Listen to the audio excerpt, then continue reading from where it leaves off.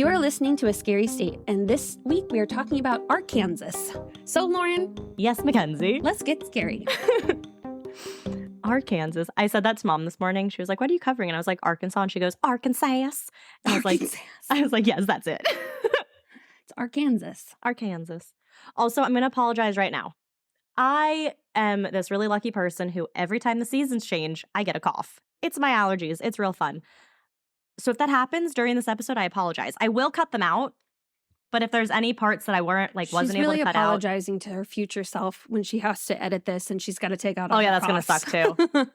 But yeah, so that's real fun. And I don't think it helped that we got stuck in a rainstorm at Blue Ridge. So when you all are hearing this, it'll have been a couple weeks. Ish. And let me just say that. But for us, it hasn't even been a week yet.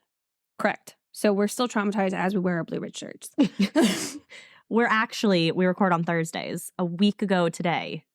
Oh, yeah. Because it happened on that time was not real. No. It was not real. But we're an hour away from storm time. Aside from the hailstorm that literally impaled us. Okay, let's start from the beginning. Well, so that's what I was going to ask. Do we start from the beginning with my downfall? Because my mishaps, my shitty time started the moment we got there. I think we go quick over those. Yeah. Because you just need to spitfire them. Yeah. It's okay. I got them in the list. Oh, good. I'll just read through the list. So I'll do the first part. We pack up, we get ready, we head down there, drive's fine. And when we say pack up, it is a miracle that my car made it down there in 1 gas tank and 2, we still were able to fit Joe. Yeah. Car was packed because there were 5 people and we packed a majority of the stuff.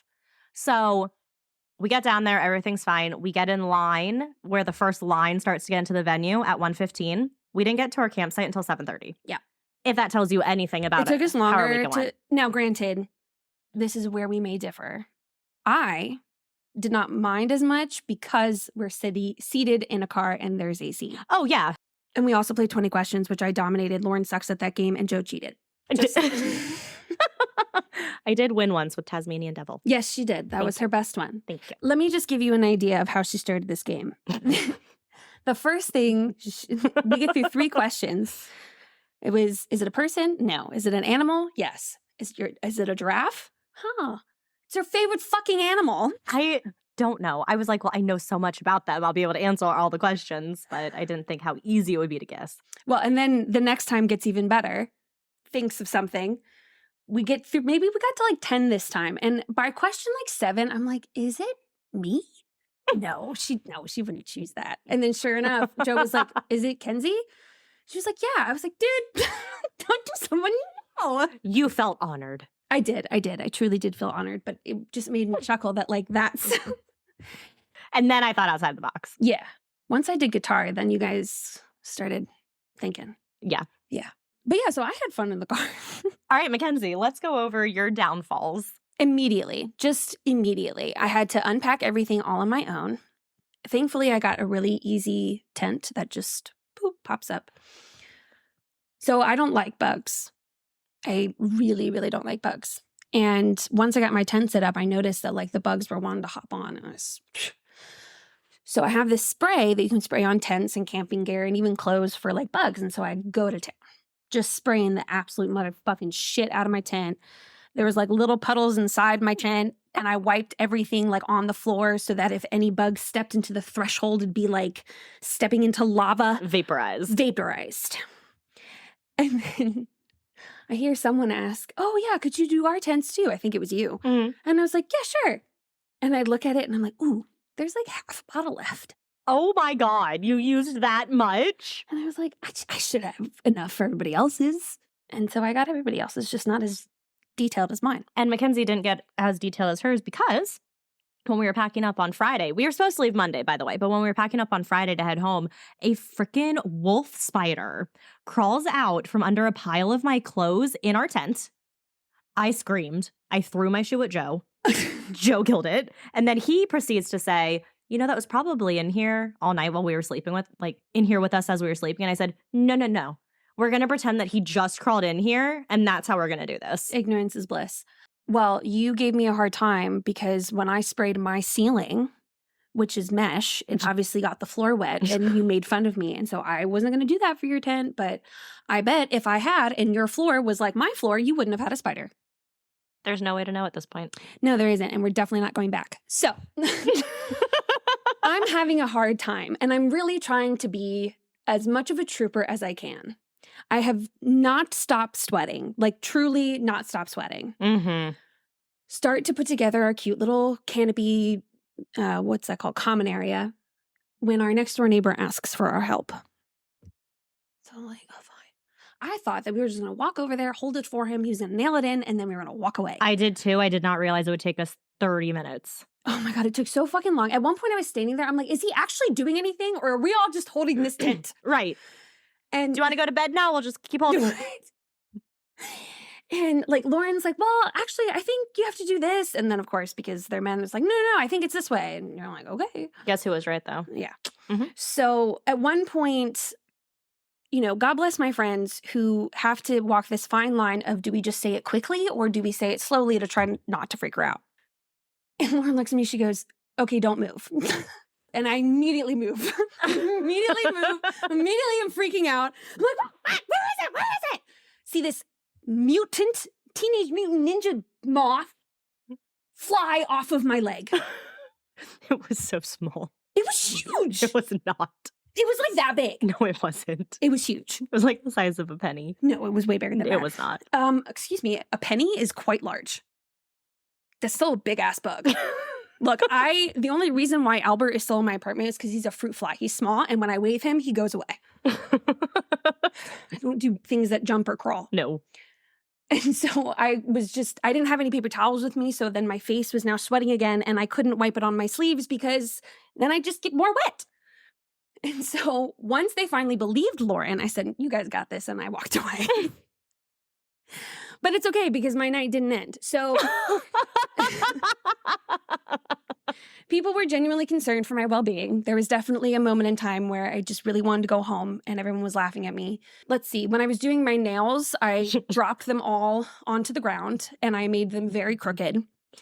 I went to go try to find the like bug things to put in there. I couldn't find them. And when I came back in feeling all defeated, my bun got stuck in the zipper to our little canopy thing. And it was like really, really stuck. And the worst part is by then, because it was like now this running joke that Kenzie's having quite literally the most miserable time and just a string of bad luck. And for this to happen, it was hilarious. Don't get me wrong. But I'm like half laughing, half crying.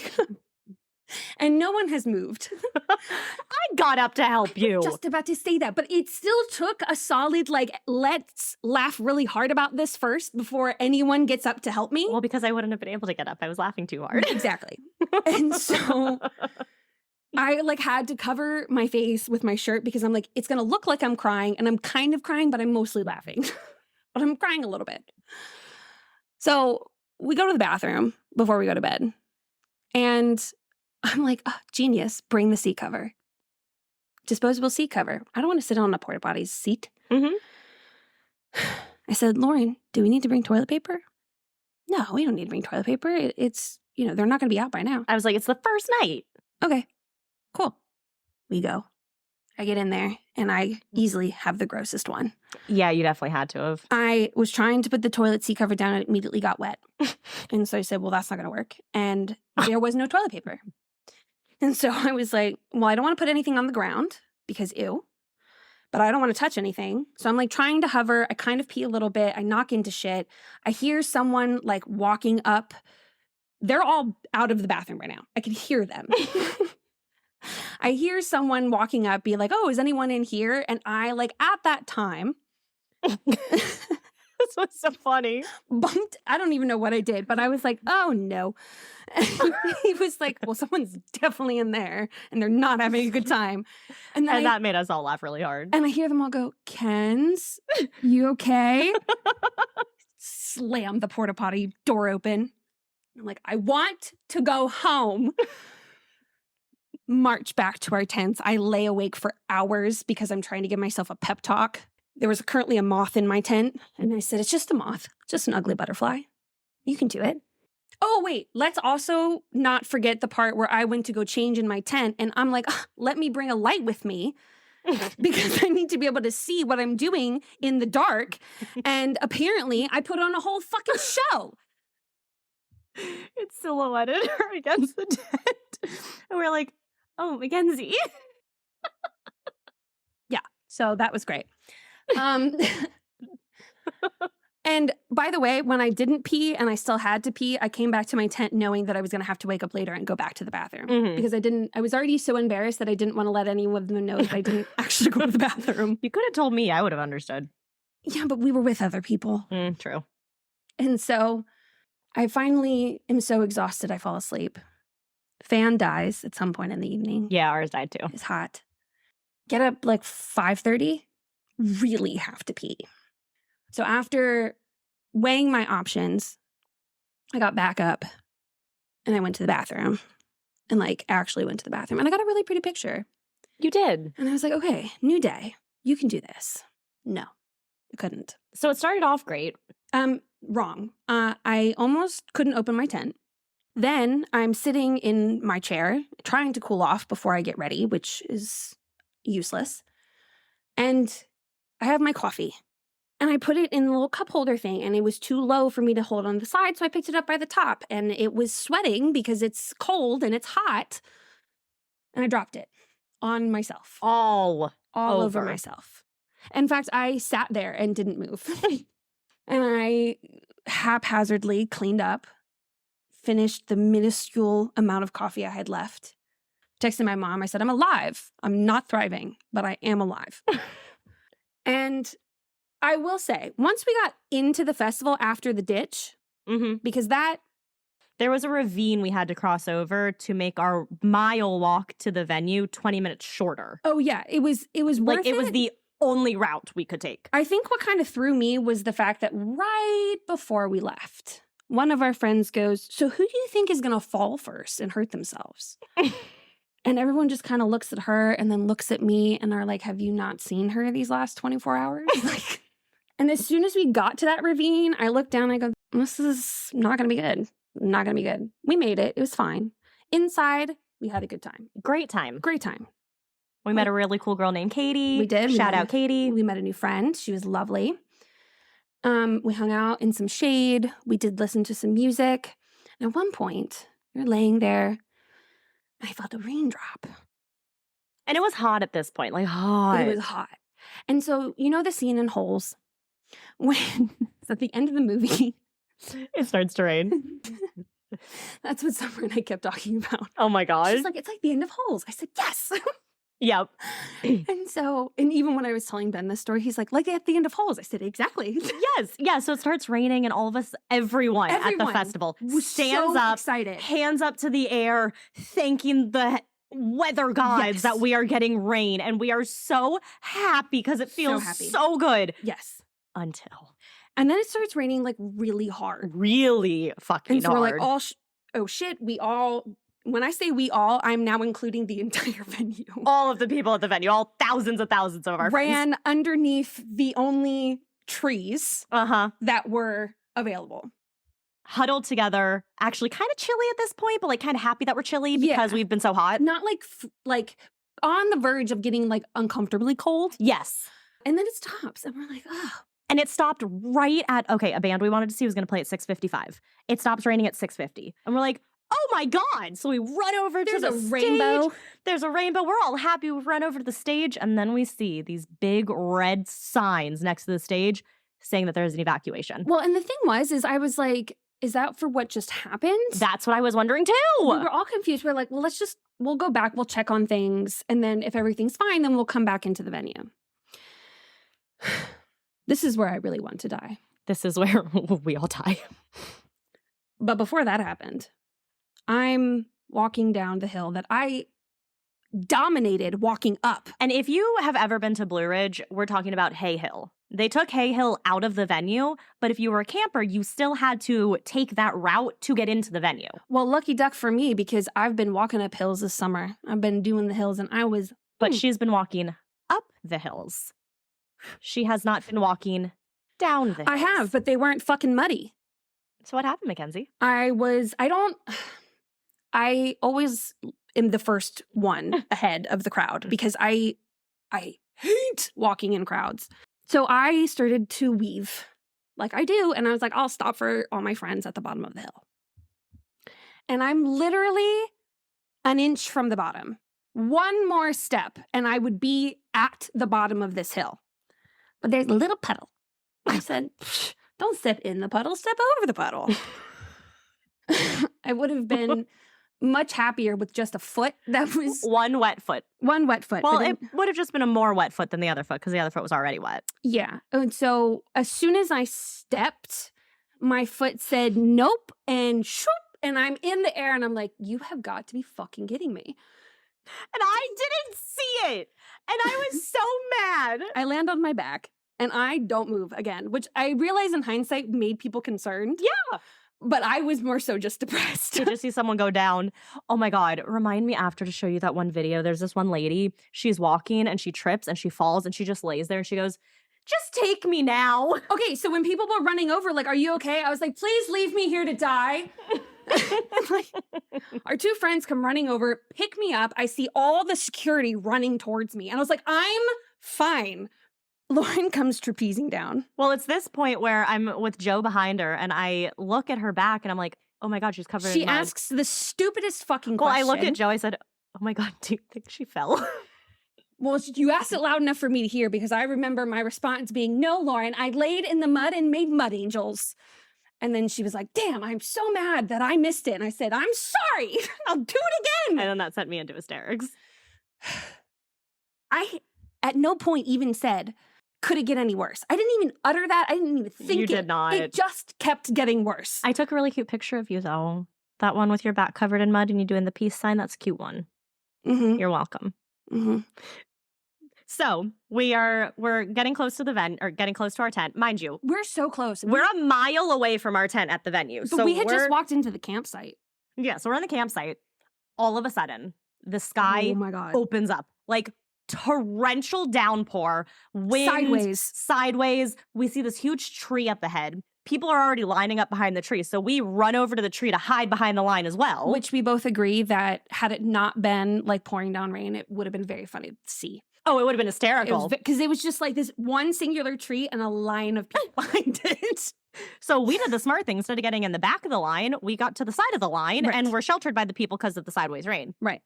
So, but what was funny is every time a new gust of wind would come or a new drop of rain would come, you would just hear everyone go, ah! Yeah. So we're making our way. It's Gotten really hailed by awful. hail. Then all of a sudden, it starts hailing. I thought someone threw a rock at me. So I hear Mackenzie go, ow! And I was like, what? She goes, someone threw something at me. And then I was like, ow! And it was hail. It was hail. And No we're one like, threw anything. oh my God. So we're like, and all I'm thinking is a tornado is coming. Like a tornado is imminent. That's what hail signifies. Let's also put a pause in this for just 2 seconds to give a little bit context. Because while this did suck for everybody, I said to my parents, I can do rain. Rain doesn't bother me. And I don't mind thunderstorms if I'm inside. Oh yeah, and the thunder was like on top of us. I thought we were going to get struck by lightning. But like one of my biggest fears is being stuck outside in a thunderstorm, and that literally came true. I only think the reason I didn't panic was because I was still a little drunk.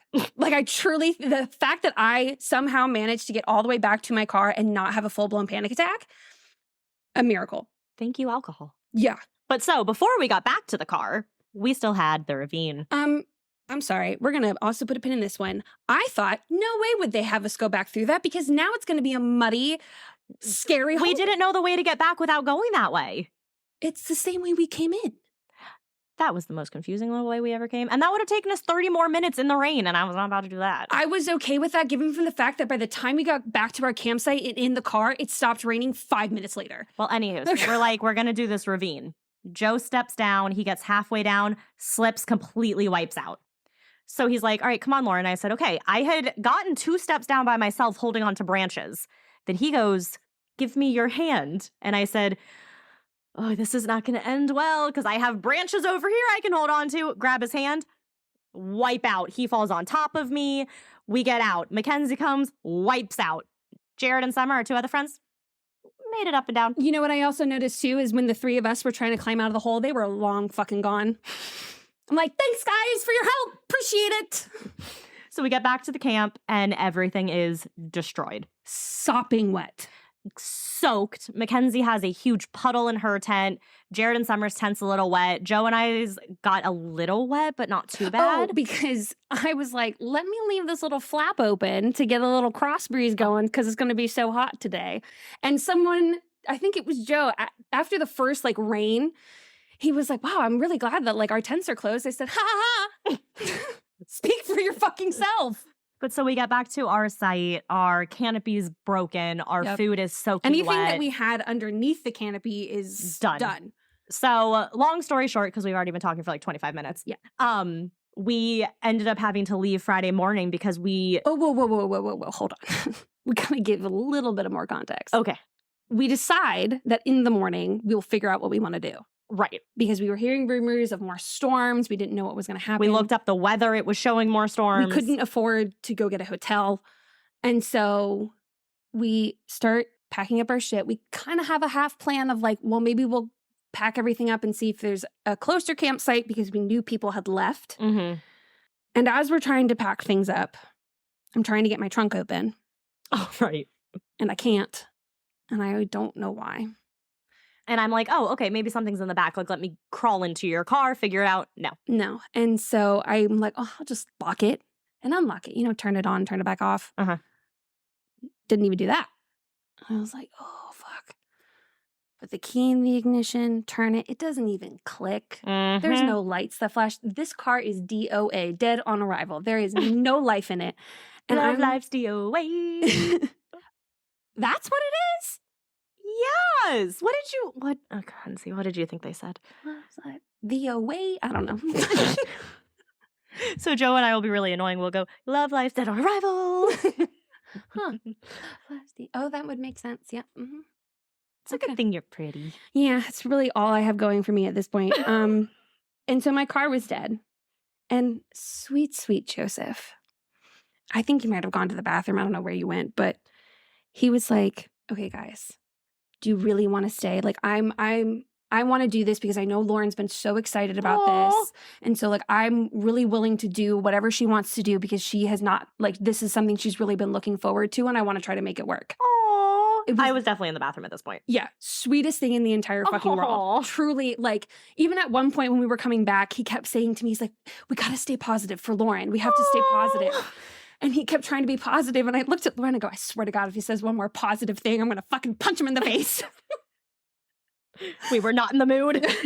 But it was so endearing. It truly was. That's really sweet. But almost immediately I said, I would have made it work had my car not died. I want to go home. I am done. Yeah, her car died. We had to jump it. Thankfully, our neighbor who we helped him build his tent. Oh, yeah, there was a split second there that I didn't think it was going to be able to get jumped. And I was like, we're screwed.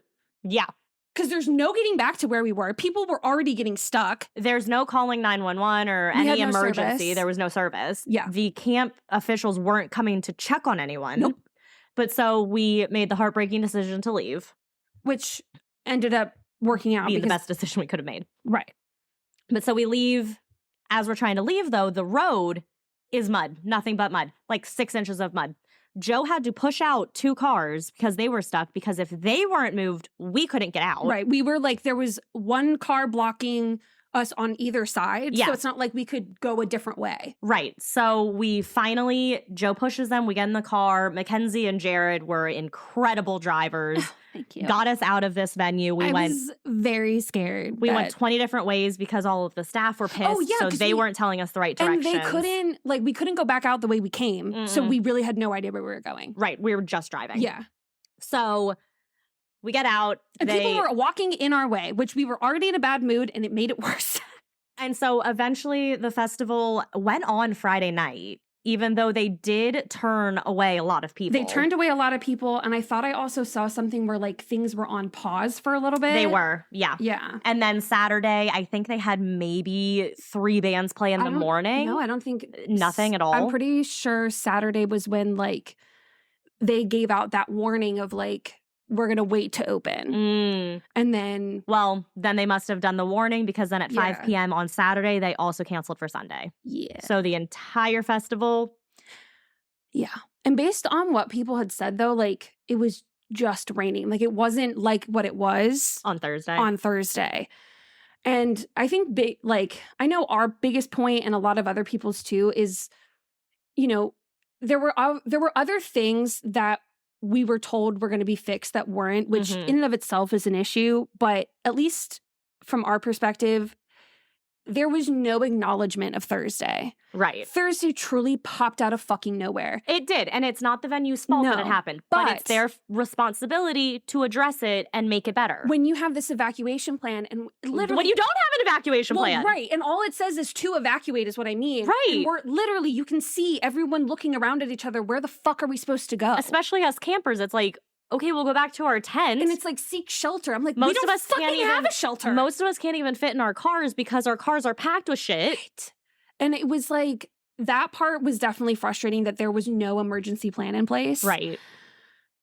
But then on top of that, even though I could give them some slack of like, this came out of nowhere. I understand that. Like, you kind of had to scramble. I understand. But nothing the next day about anything. What concern even if people got hurt. Yeah, people got hurt. People had to go to the hospital. Like, it wasn't just a little thing. Like, this was a legit big thing. So if you want to hear more about it, just go online and type in Blue Ridge 23. Yep. And you will find on tweets, TikTok, type in Blue Ridge Rock Fest. Literally, you'll probably find news articles about it. There are news articles about it. I've read the news articles. I've seen the news, like, segments. Like, it was a shit show. It was bad. And I love Blue Ridge. I defended Blue Ridge last year. I was so... It was incredible last year. You're the reason why we all went this year. Right. And I was like, yeah, like, I'm not a camper, but we're going to camp. Like, I love Blue Ridge. And last year, they just blew me away with how great it was. Mm-hmm. And even then, there were still problems. There were problems, but they fixed them. Yeah. That was the thing. Like, there would be a problem, we would address it, and they would fix it. Like, maybe they didn't fix it well, but they would fix it. Yeah. Like, the shuttles were a big issue, and they did their best to get more shuttles every single day. Well, and that's the thing that really blew my mind is that from what we've heard, nothing has been confirmed. No. Is that, especially because everyone was saying the weather was fine, that it was because all the workers just pieced out. And because of how awfully they were treated. Yeah. And the thing that also bothers me is people being like, you know, it's not Jonathan's fault. Like, he's just the promoter. I said, if you're not willing to if you are going to put your face to something and promote it, you better be damn well ready to stand behind it. I don't give a fuck if that's not your specific role. You are the face of it. You better be ready to take it because who the fuck else are we going to talk to? Right. So, no, he doesn't get out of this just because he might not have been the official planner or whatever the fuck. No. You put your name to this and made it what it is and promoted it to get people to go. And if you're not willing to stand behind that, then don't fucking do that.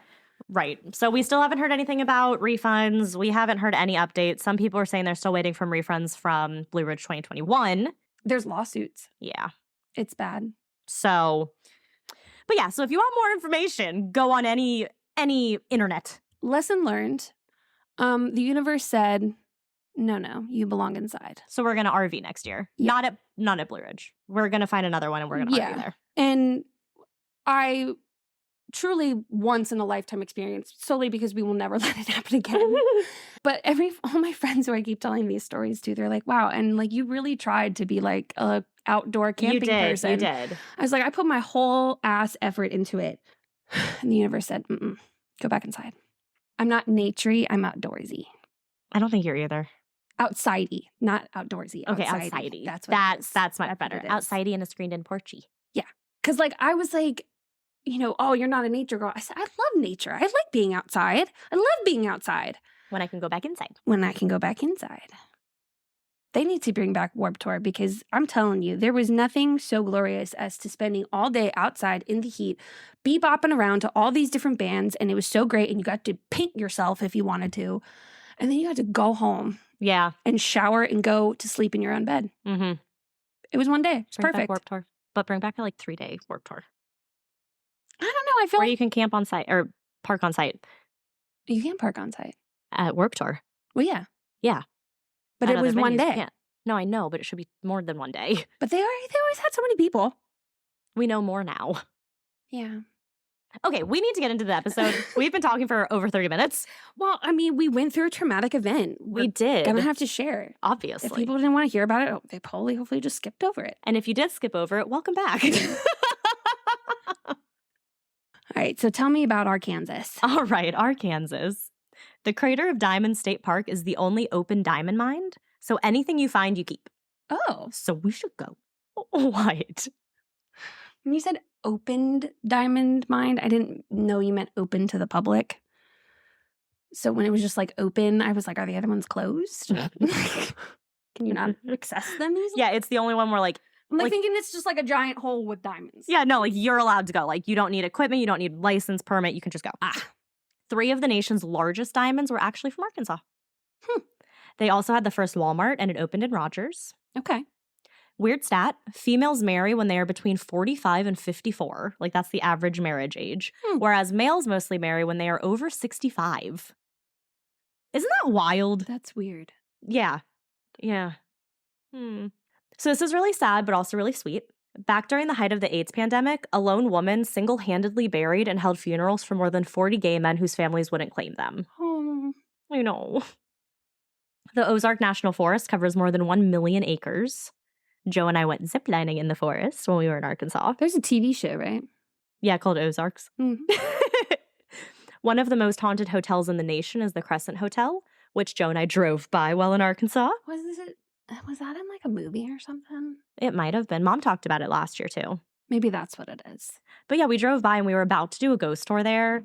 But then Joe was like, I'm too tired. And I was like, fine. So we didn't. But the people who did the ghost tour, they were like, it was kind of sucky. And I was like, why? I feel like ghost tours, nothing ever happens. Well, no, nothing ever happens, but it's still fun to see everything and you get to hear all the stories and all the rooms you're in. I like them. I like hearing them from you. I don't want to have to be in the room where it happened. Be in the room where it happened. You're not going to know what that's from, but that's fine. What's it from? Hamilton. I'm surprised that wasn't one of your things we had to guess for 20 questions. Oh, that would have been so good. Joe would have known it. That's why we kept guessing those things, because we both know you. Oh, that would have been good. All right. No, it wouldn't have. It would have been a terrible choice. You wouldn't have gotten it. It would have been good. I could always tell when we were close to guessing because Lauren didn't want to answer. The Hookman legend originated in Arkansas. The one where the couple's making out in their car and they hear a tapping outside and the girl's like, can we go home? And the guy's like, no, we're not going home. Like, we're fine. They hear a tapping again. And she's like, okay, like, can we please go home? Like, I'm not comfortable with this. So he gets out of the car, goes to look around, doesn't find anyone. He is gone for a really long time. The girlfriend starts to freak out. So she gets out of the, well, she doesn't get out of the car. She starts to hear this like squeaking on the roof of her car. She looks out. Her husband or boyfriend is hanging from a tree, dead. And on her doorknob is a hook. That's one version. The other version is they go home. And when they get home, they find a hook and then learn that a serial killer with a hook for a hand just escaped from jail. The Hook Man. I don't know how you didn't know that, honestly. Why would I have gone? I don't know. Sought out that story. I don't know. And I very rarely let people tell me a scary story anyway. So that's all I get to do on this podcast. And that's all I say. Yeah. You see how I react then. Mouth hung open the whole time. Devil's Hole Cave is located in the tiny town of Self. Is it a gateway to hell? No. Missed opportunity. I know. So legend goes that the landowner wanted to explore the cave because the cave's on his land. Yeah. He climbs into the cave and goes down about 200 feet before he comes to a ledge that drops off into a narrow void. He can hear hissing from the darkness. He returns later with others and they drop a flat iron tied to a rope far down the cliff, like off the ledge of the drop down to see like kind of where it goes. The rope is pulled by something. When they finally get the rope back up, the flat iron is badly bent and seems to have claw marks on it. Strange enough, no one volunteered to climb down and see what was down there. Thank God. Yeah. That was Stay good. out of caves. Good. Finally, we hear about a smart person seeing it be like, fuck that, and not going further. Not someone who's like, okay, tie me up. I'm going. Yup. Isn't there a movie? There's one called there's a lot of cave movies. No, not with a cave. Oh, I was like, How would I know what other kind of movie you're talking about? It's Sandlot. When Isn't there a movie about a cave? No, Sandlot. because they're trying to lower themselves in the backyard to get the ball that went over the fence before the beast comes out. And when they go to like try to pull things back up, sometimes it's eaten. Exactly like And so that. that's what it reminded me of. See how wholesome it is in here? It's so nice. I know, here I am like, what cave movie are you going to bring up? And you're like, oh, The Sandlot. I don't remind you, they stick something down there, comes back off, it's all fucked up in the Sandlot. So moving on to something I also love as much as caves, elevators. Oof. They're bad, and here is why. In 1932, Representative Iva Gurley was crushed to death by the state capitol building's elevator. How it happened, I don't really know. I think it was either something where, I read a lot of elevator facts that day. They walked on and fell down the shaft and then it came down, or they walked in thinking it was there and then it came down, something like that. Okay. But either way, in 1932, this person was crushed to death by an elevator. In 2011, over 1,000 blackbirds just suddenly fell from the sky in Beebe. No one knows why. The bourgeoisie. So in the same vein, in 1973, there was a really severe storm. It picked up, then rained down over 100 ducks. I'm definitely not going to Arkansas. Fried pickles, the Bowie knife, cheese-filled hot dogs, and cheese dip were all invented in Arkansas. Yum. Johnny Cash is from Kingsland. Mary Steenburgen is from North Little Rock. Who's that? I looked her up. She's an actress. She was in like, I think, if it's who I'm thinking of, she was in Step Brothers as the mom. Oh, okay. Yeah, I know who you're talking about. And Bonnie and Clyde hid out at a tourist camp in Fort Smith in 1933. Oh, cool. And there you go for some Arkansas facts. There you go. Arkansas. Arkansas. You think when they were naming it, and they're trying to figure out what to name it, and someone said Kansas, and someone's like, no, that's already taken. And so they're like, arr! Were they pirates? Yeah, they're like, arr! In frustration of like, oh, it's already taken. The first thing I thought of was, this land is your land, this land is my land. So this is your Kansas, this one is our Kansas.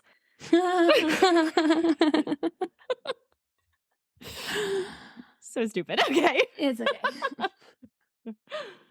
All right, Mackenzie. Do you have a story of glory? No, I don't know. Do you have anything? Just leave it to me, dude. I gave you some. Do not even. What would you do if I said, nope, I don't have anything, your turn? And I'd be like, all right. You would not be that cool about it. Arkansas would be upset because then they would get gypped out of a whole story. What are you looking for? A chapstick. Here it is. Okay. I'm a chapstick user. I use it when I sleep. I wish I didn't get into the habit of chapstick. Yeah. My lips might get chapped like once when I have like a stuffy nose or it's really, really cold. Mm-hmm.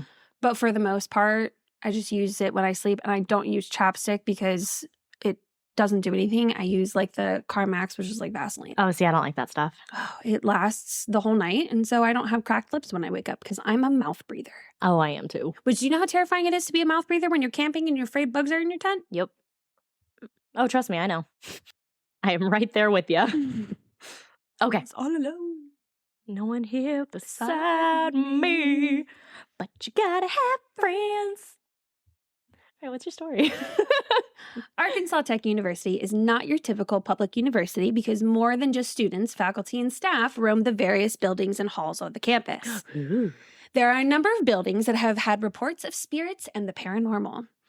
What is even cooler about this place, which is why I got all excited for it, if you go to ATU's official like college website, they have an entire section of the ghosts. I love that. Where you can read testimonials from people who have had experiences. Ugh. They also have a map of the different buildings that are known to be haunted, and there'll be like little ghosties on it. I love when places that are haunted really embrace the fact that they're haunted. A university. Yes. Like it was just, as soon as I saw that, when I clicked on it and realized it was their page, I was like, I'm doing it. I don't care if I can't find anything else. I'm doing it. That's so fun. So I even found like actual university announcements about guest speakers who were sharing about like the history and the hauntings of various buildings. How cool. Of course, there's like spooky events and ghost tours and things like that. So today I will bring you some of these spooky stories. Oh, great. So going into the 20th century, life in the United States was changing, and farmers from the countryside were leaving farming to live the city life.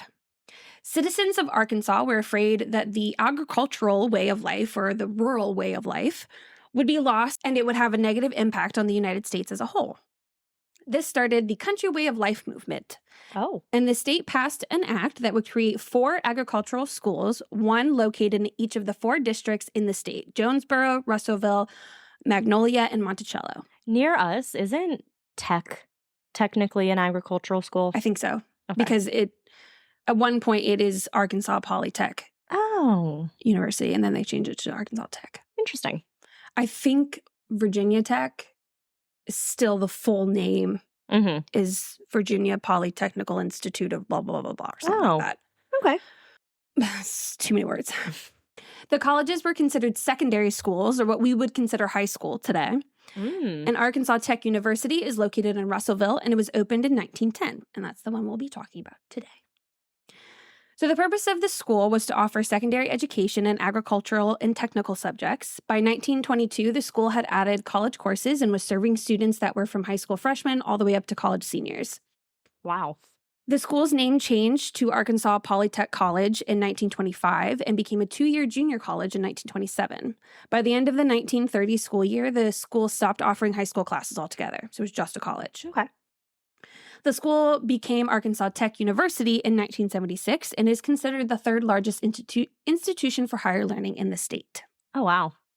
When the Great Depression hit in the 1930s, the government created initiatives and programs to help curb the unemployment rate and get the economy back on track. One of the programs was the Federal Emergency Administration of Public Works that would hire unemployed people to work on construction of public buildings, like on college campuses Nice. that were at least public universities. So the physical education building, Hughes Hall, Caraway Hall were some of the buildings that were built with this program and are on the National Register of Historic Places. So you know it has to be haunted. It's old as fuck. So we're now going to go through the spooky places. So we're going to start with Caraway. Okay. Caraway Hall was opened in 1934 as a girls' dormitory, which is still used for that same purpose. The building is also said to be haunted by a spirit named Gracie. Gracie had been living in the dorm in the 1950s and suffered a personal tragedy. Family matter, boyfriend troubles, no one's sure. Oh, okay. But homie was sad. Whichever it was became too much for her to bear, and she hung herself from the 2nd-story window so that she would be found hanging right above the door to the dorm. Oh. The window has since been boarded up with bricks, but the legend says that Gracie still haunts the dorm she once called home. And also since that day, no one has stayed in her room, and I believe they turned it into like a storage closet or something like that. Oh, dang. So according to one former RA for Caraway, Brandy Cunningham, she said that the 3rd floor has the most frequent interactions with Gracie. The RA found one of her residents staring at a wall, and when she asked what she was doing, the girl responded, "I'm talking to Gracie." Ooh, that gave me chills. Good. Oh, geez. Another RA also had a spooky experience in the dorms. When they were doing duty rounds in Caraway, they were checking a hall that only has an empty office and a laundry room, both empty. No one's there. Not a soul.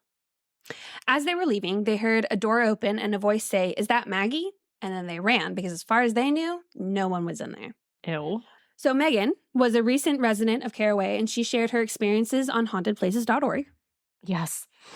I love hauntedplaces.org. Me too. I even put a little exchange in here of like doubters, and you're going to find it funny. Okay. So she said, quote, "I stayed in Caraway Hall my sophomore and junior years. Me and my roommate woke up one night to a loud banging on the door, and when we went to open it, there was no one in sight. We saw her standing in the corner of our room on the 3rd night we were living there. Things in our room would be moved around, randomly fall off the walls late at night. My roommate woke up one night to someone standing over her bed, which I never saw, but I'm assuming it was the girl that had committed suicide." So, Gracie. Anna stayed in Caraway for volleyball camp, and she and her friends would play hide and seek on the different floors.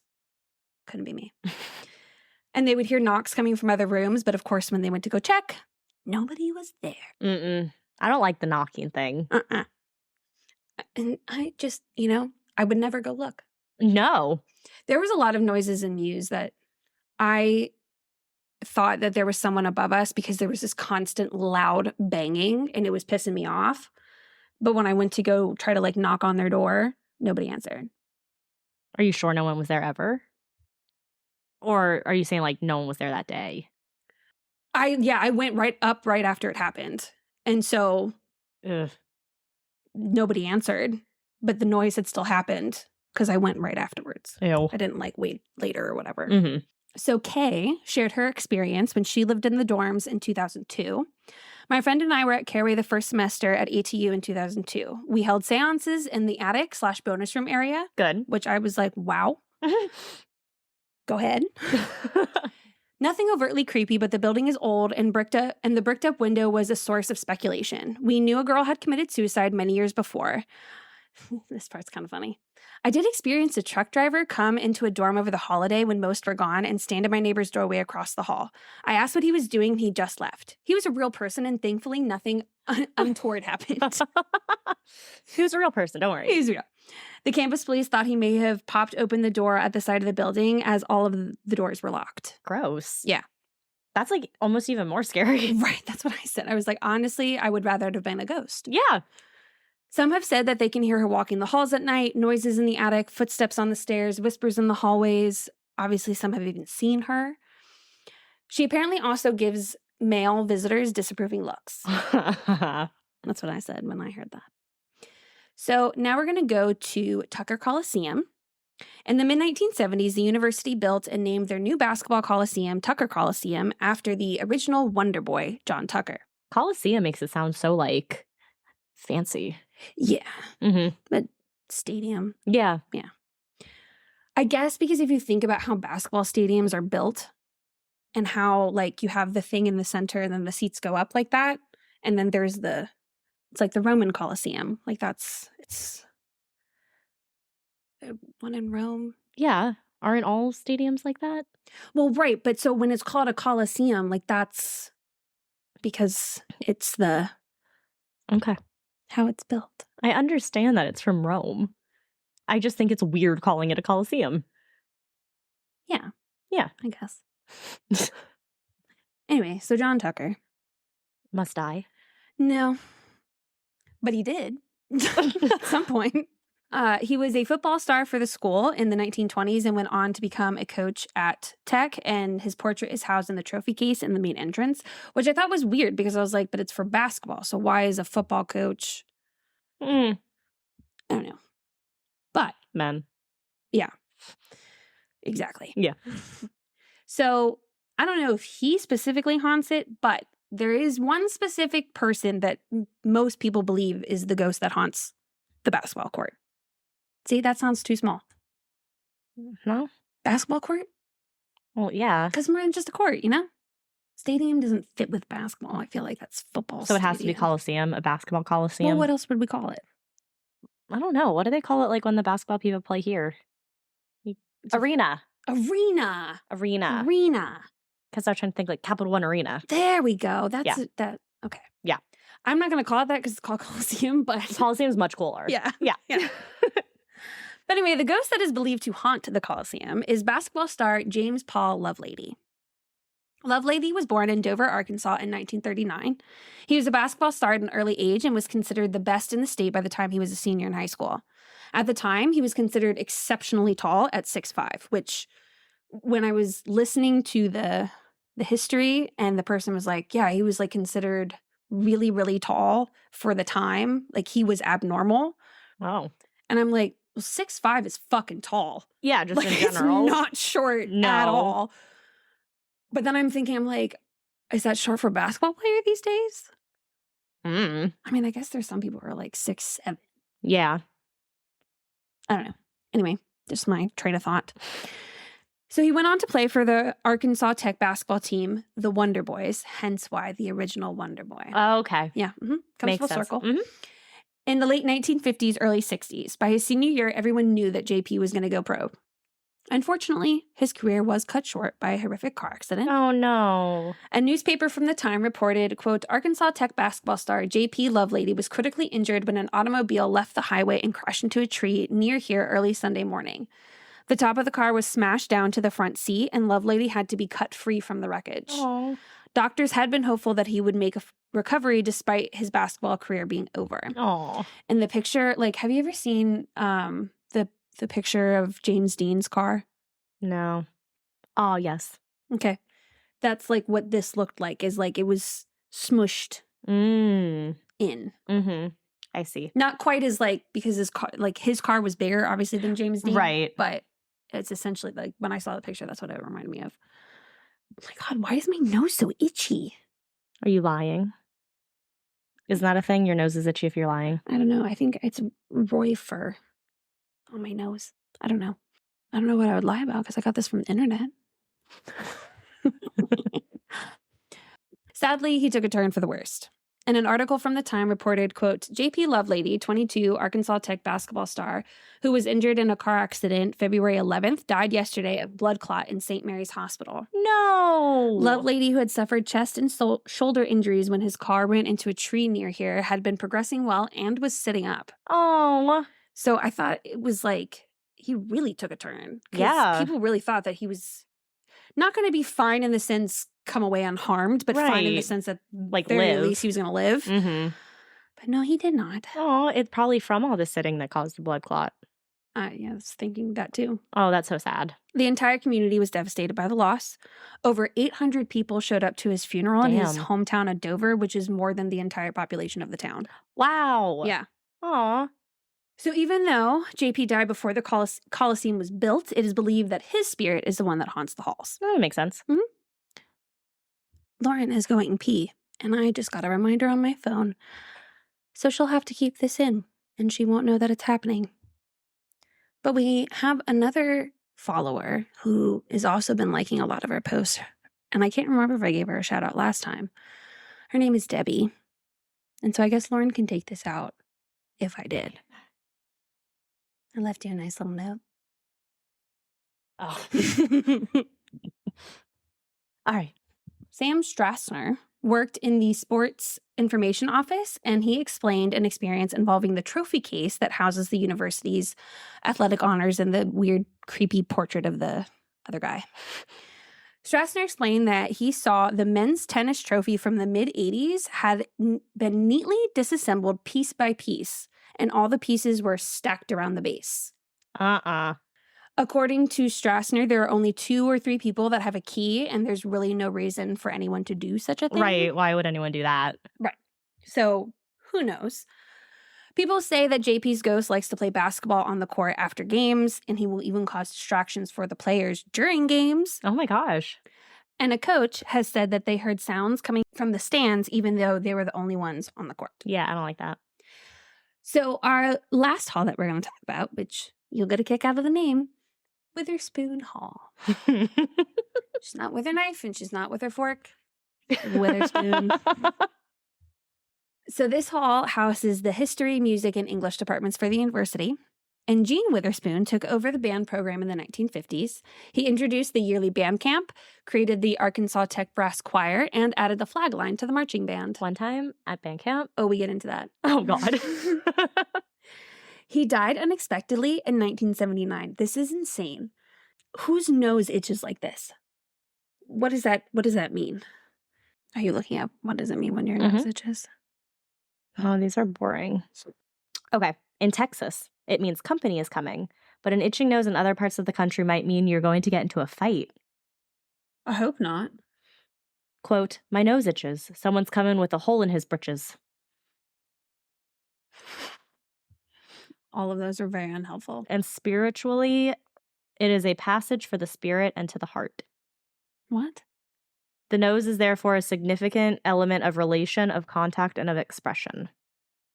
So anyway, he died unexpectedly in 1979, and not long after his death, people could hear pianos playing at night when no one was there, and some have even seen Witherspoon's ghost wandering the halls. Others have said that they have smelled his cigar smoke in the elevator, Oh. which we would never be able to experience. No, we would not. So one of the current theater professors said that Witherspoon came into the auditorium one day to watch her read a script, but she was new to campus, so she didn't realize that the polite man in the back of the room had been dead for several years. Oh. A student was in Witherspoon on the 3rd floor practicing for a concert between classes around 10 a.m. They were having trouble focusing because there was someone playing piano in the room next to them with the volume up really, really loud, playing some sort of classical piece. So eventually they got pretty annoyed and they figured that the person had left their door open and were just blaring the music. So when they finished their rep, is what they called it. I don't know what that is. The student walked out and went over to the next room to find nobody there. Naturally. In fact, there was nobody else in any of the practice rooms. They went to the 2nd floor to check there, and right when they did, they heard the music through the ceiling coming from the 3rd floor practice rooms. They went back up quickly, but the music faded out and they didn't see anyone. All that was left in the room was an electric keyboard left on from the last time somebody had played it, and the student just assumed that it was Jean Witherspoon practicing for some recital. Probably.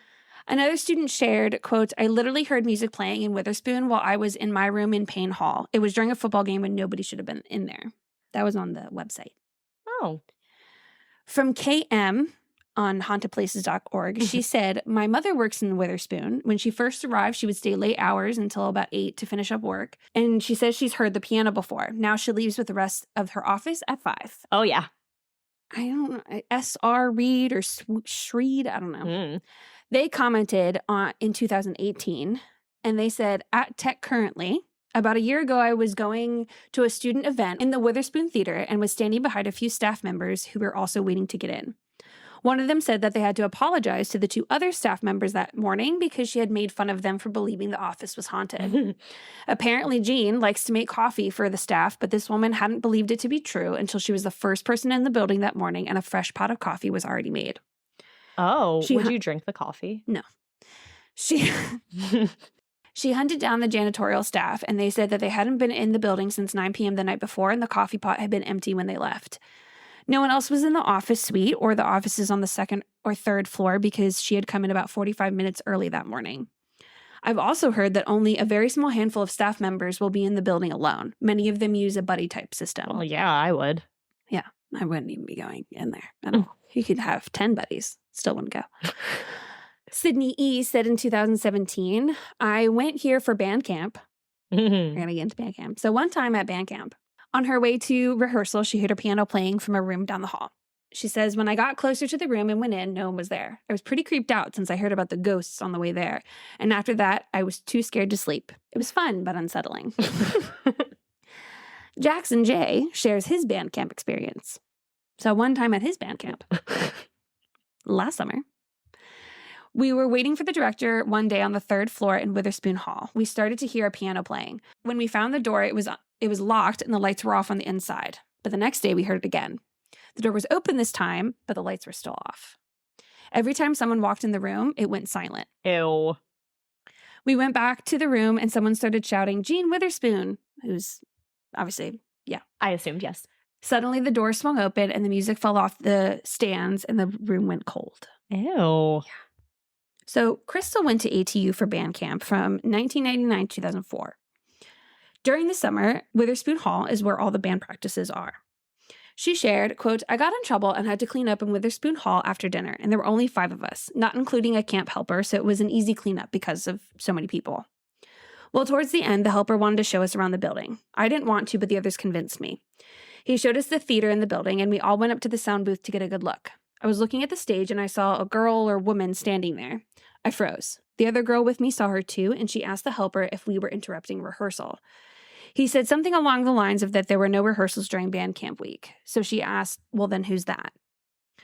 The guys turned to the stage and we all looked at her. He said that we should leave and I nodded my head going for the door. We all ran out of there and the helper looked scared. We headed over to the main entrance, but they had already locked the doors. No. They thought we were done and left, so he took us somewhere else. I really don't remember where, but we heard piano playing. I stopped to listen. It was a beautiful melody, but the helper grabbed my arm and pulled me along. We finally made it out and he took us to our dorms. Luckily, we're all in the same building. Along the way, he told us about how Witherspoon Hall is haunted and we just saw a ghost. The other girl and I linked arms and held tight, afraid to let go. Yep. We got to our dorms and my dorm mate was waiting up, so I told her what happened and she was excited. I, however, just kidding, I have one however, I, however, decided to be good from there on out and only went into the building that I had to when I had to. And then most recently, someone named Gray wrote in 2002, I'm at the college for band camp as I am writing this, and we've been hearing stomps above us even though we are on the top floor, door handles rattling and occasionally banging in the hallways. We have a friend that is at the end of the hall on the left, and they have been supposedly hearing knocks on the door when nobody is there. Ew. They have heard banging above them as well, music followed by crying, then screaming, scratching at the bathroom door that left scratch marks. Oh my gosh. And supposedly blood leaking out of their AC unit. I don't know about that last part, but it could have been like rusty water. Yeah. So on ATU's website, they have obviously shared some people's experiences in other buildings. Mm-hmm. So I'm going to share those, but those buildings just weren't a main attraction. So this person said, I was working in a hall a few years ago in my office in the PE offices at about 2 a.m., which, why? Yeah, why? I was the only person in the lockdown building, and I heard footsteps going down the hall a couple of times over the years. I have no idea how there would be footsteps because there definitely wasn't a person in there other than me. One night, this is a new person. They didn't have any names. So one night after hours, I was working late. I was exiting down the second floor of Browning Hall. I started down the steps and felt a weird presence. So I looked directly above me up to the third floor and saw a little boy with a bowl haircut peering over the stairs.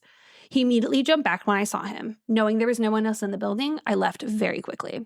And especially seeing like a kid. Oh my God, those are the worst. So this person says, when I was a broadcast journalism student, I was editing a television program around 1 a.m. one night in the basement of Crabaw, whatever. I'm sure someone will get mad that I said it wrong. After finishing my project, I cleaned up my work area. I started putting everything away. As I did, I heard someone enter the downstairs area of the building. Curious as to who it was, I started to walk out of the studio. Knowing that no one other than the broadcast students would ever be in the building that late, I figured it may have been a public safety officer making their rounds. Mm-hmm. So as I walked out into the hallway, I noticed the hallway door was closing and an older man in a brown suit was headed towards the first floor stairs. Very confused on why an older gentleman would be walking around in a suit on a Monday night, I followed him and called out to him asking if he needed help. When I got to the stairs, he was turning the corner of the second floor, so I followed. As I got to the second floor, the door to the bathroom was closing. Knowing that he had nowhere to go at this point, I followed him in to ask him face to face why he was there.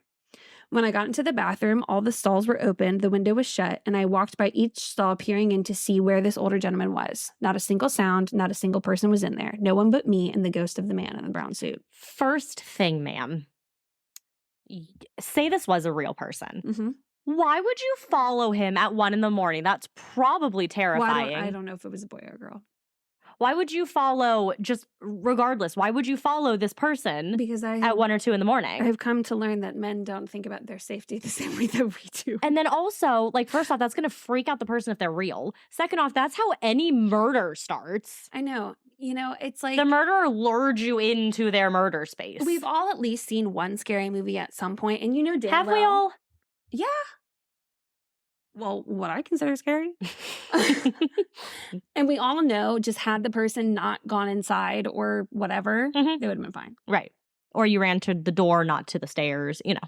So Mackenzie, not someone who spells her name like mine, not even close, she shared. So I went to band camp this year, and I kept feeling like something was in my dorm at pain with me. I saw a shadow figure standing in front of my bathroom door, and I thought I was seeing things, but I also heard a loud knocking on my window, along with breathing and feeling like someone had touched my sides, like the figure was holding me, and then it let go. Ew. I also had strange scratch marks on my back, and I'm not the only one that had experienced something like this in pain, meaning the name of the hall. Right, I understood, okay. yes. 3 or 4 other friends had some experience like mine. I was crying because I couldn't sleep, and I was having really bad panic attacks when it was time for lights out. It was bad. Jeez. So I did find one skeptic. There's always one. And I don't know. Taylor looks like Mosley, but who knows? They said, I have a Mosley in my story. Look at that. Yeah. You're not important to mine, though. My mother went for college, and it's not haunted. I don't believe in ghosts. It's not the Christian way. And then one person responded, I believe, he. Another person commented, they are demons, and they are a part of the Bible. And then this person whose username is Don't Worry About It, they said, well, then why are you on a haunted website if you don't believe in ghosts? And I just thought that exchange was funny and I wanted to share it. Needless to say, the campus has no shortage of spirits haunting the grounds and buildings. And before you ask, Lauren, no, I would not attend or work at this school.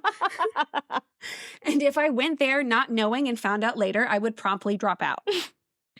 And also, given the typos and lack of grammar skills from their students and maybe the staff, I definitely wouldn't want to go there. Mackenzie. The ones I had to fix were on the fucking website. Oh, yeah. And I'm like, even if you sent something in, if you're going to put this on your school website, spell it out. Make sure it look it good. Makes sense. Mm-hmm. And plus all the comments on that one page for people from this school. And I'm like, maybe it's because the building that has the English department is haunted. So no work can get done. But anyway, so that's the story of the haunted campus of Arkansas Tech University. Ooh. Well, that was an interesting story. Thanks. I thought it was fun. I was a little worried because I was having trouble finding more. Mm-hmm. And it's funny to me when I can find a lot of experiences. Yeah. But I was like, I need a little background on why it's haunted and like the building. And I love when schools and restaurants and hotels and places like that embrace the hauntings. Oh, They're absolutely. like, oh, we're haunted. Here's some stories. Yep. Like, yes. Yes. Exactly how you should do it. Yes. So that honestly, as soon as I saw that, like I was like, nope, nothing else matters. Yes. This is perfect. Yes. So yeah. Well, nicely done. Thank you. What's kicking, chicken? All right. Not bad. Thank not you. Bad. Thank you. Okay. So this story, I thought it was just going to kind of be cut and dry. Not too bad. We're all over the place. Okay. It's wild. It's all over the place.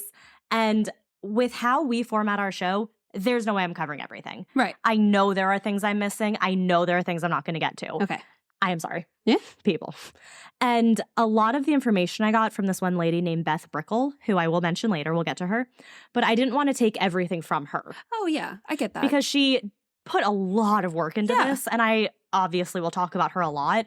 But so if you want to go deeper into the case, I have ways that you can do that. But I didn't want to take all of her information because I've literally thought the same thing where I'm like, they've done such a good job and did way more research than I did. I don't want to just like mooch all their information. Right. So I took a couple things from her, but I also did other articles because I didn't want to take all of her information. I could have easily made this a 5-part episode. Oh, sure. But I'm not going to do that. So buckle up. This is a wild one. And this is also one where I had to cut myself off. Oh. Because it got to a point where I was like, if I can't keep going into this. Okay. Because there are so many weird connections. It's just wild. Oh, I'm excited. All right. So Maud Robinson Crawford was working as a lawyer with the Gogham, McClellan, and Lanny law firm. Already these names are just I know. wild. So the law firm in Camden, which is in Washita County. Washita. Does not look like how it's pronounced. And it looks like Ouchita. Ouchita. At the age of 65, on Saturday, March 2nd, the reason I chose this case, 1957, Maud went missing from her colonial-style home. So that's not fun. Maybe you are the spirit of Maud. I would be honored. Oh. Her disappearance made international news. Maud Crawford was a very well-established woman in her community, and she was the former associate of a senator, so her disappearance shocked the nation and even the world. Like, this made international news. So let's start off with who Maud Crawford was. Maud Robinson, how she was born on June 22nd, 1891 in Greenville, Texas. She was born to John W. Jack Robinson, which I thought is very weird. W. Jack Robinson. Where people go by Jack when their name's John. I can name at least 2 people who were born John and go by the nickname Jack. Like Joe's grandpa, his name was John, but we always called him like Grandpa or like Jack. Billy with William. Yeah, it's just like sense. Jack and John just don't make sense. No. So that was her dad. And or like Richard and Dick. Like, where the fuck does that come from? Right. Like, someone was like, I read a comment once, they're like, how do you get Dick from Richard? And someone goes, you have to ask nicely. That's funny. Okay, so dad. Mm-hmm. And then mom is Ida Louise Fawcett Robinson. God, these names. It was 1891. Hi. So she was the oldest of 4. I have a perfect name for the title. What? One time at band camp while meeting the Robinsons. Oh! In Arkansas. In Arkansas. Let me write that down because I'm not going to remember by the No, time you we do won't. this. Except she goes by Crawford, but that's fine. Oh, right. Okay. Then that won't work. We can put it somewhere in the description. Okay. Okay, so when she was only 9, her mother passed away. So she went to live with her grandmother, Marie Louise Fawcett Ritchie, in Warren, Arkansas. Why? Is there like a criteria for this family that you have to name your kid at least 3 to 4 names before the last name? Yes. Okay. Apparently. Okay. Her grandmother actually operated a boarding home with her husband, Thomas, and Warren. That doesn't have anything to do with the story. I just thought it was interesting. Okay. So Maud was described as being a very bright and inquisitive girl. She graduated from high school in 1911 as the valedictorian of her class. She then attended 5? Yeah. She then attended 1 year of college at the University of Arkansas. That would have been really I know. freaking cool. I know. When I saw you talking about a university, I was like, oh. God, so close. Because that's one of the schools that was one of the agricultural schools. So it connects. It connects. Then in 1916, she began her career as the stenographer at the Gaume, McClellan, and Lanny law firm in Camden. So a stenographer is the person who takes notes and transcribes. That word was the only one that I actually knew what it was. Yeah. I didn't understand anything else you said. So I'm just going to call it the law firm from now on. That'd be great. Yeah. If I ever mention it again. I don't know if I do. So on December 7th, 1925, she married Claude Falwell Crawford. God damn. A cabinet maker from a pioneer Camden family. Wait. Can you say his name again? Clyde Falwell Crawford. From Camden. From a cabinet maker from Camden. Clyde the Camden cabinet maker. Oh my God. In Arkansas, it wasn't until 1917 that women were allowed to practice law. And in 1927, Maud read the law, which meant that she received legal knowledge, but did so without attending law school. This knowledge even allowed her to take the bar exam, which she did with the University of Arkansas School of Law graduates. And Maud not only passed, but she passed first in her class. Hell yeah. Making her the first female attorney in the history of Camden. Love it. From the 20s to the 50s, she worked in abstract examination and title work. What's that? Literally no idea. Okay. But it was especially helpful during the South Kansas oil boom when she got really good at like the abstract examination and title work stuff. Oh, I wonder if it's like title, like who owns land. Maybe. And like that. Abstract examination. Because technically there's no actual borders of things. Okay. I like it. Yeah, that's what we'll say it is. Okay. So we're probably so wrong. Probably, but don't at us. So I wanted to brag about her a little bit because she's such an awesome woman. I was going to say already because she already sounds really cool. Yes. So she was very active in civic affairs, and she was the first woman elected to the Camden City Council, which she served from 1940 to 1948. She founded the Arkansas Girls State in 1942, which is a program that allows high school girls to spend a week in Little Rock learning how the state government works. Oh my God, I love that. I know. Since then, more than 55,000 young women have participated in the program. Awesome. It's so I thought it was cool. going to be something like cheesy, like, oh, they get to learn housekeeping things. Nope. That's beast. Yes. She served as one of 8 of the counselors for this program every year from 1942 to 1957. Oh, I love that. She was president of every women's civics club in Camden that she was eligible to be in. Just some being the Business and Professional Women's Club, the American Legion Auxiliary, and Pilot Club International, a sister club of Rotary International. Don't know. Okay. Just cool thing she's part of. I'm trying not to ask too many questions that the details don't technically matter. When I tell you I had to really focus, I couldn't go real far off, or this would have been like 3 hours. And sometimes my questions are just unnecessary. Or you start, you're like, yeah, no, never mind. Yeah, no. In 1954, she was named the Woman of the Year by the Pilot Club. A pilot as in a plane? I'm not really sure. It's spelled Pilot. So. Is there another way to spell pilot? No. Okay. Well, I don't know. Maybe. But yeah, like I said, I could not go into these clubs or we would be here forever. Okay. In 1955, we're just going to also say that she could fly an airplane just because that'd be really fucking cool. Okay, sounds good. In 1955, the community that she was part of, Camden, won an achievement award for outstanding community improvement. Aww. And Maud was chosen to go to Little Rock to give a speech and accept the award on behalf of the community. Oh, I love that. So she's just an absolute rock star, an amazing human, an amazing woman. She broke the glass ceiling for so many women and is such an important person. So I wanted to do justice by her. Yes. And what happens to her is just so tragic. Ugh. I know. Okay, back to March 2nd, 1957. Okay. Saturday, she's at home alone. Mm-hmm. She was watching TV with her guard dog, Dal, who's a Dalmatian. In the 50s? Yes. Yeah, they talk about TV shows, so they had a TV. She was snapping string beans that would be used for dinner the next night. So I guess preparing. Yeah, I've part of seen the it food. in like a TV show, I'm sure. Okay, probably. Maud and her husband, Clyde, were having some relatives over and Maud was prepping for that. She was also reading over 2 abstracts that she had brought home from the office to work on.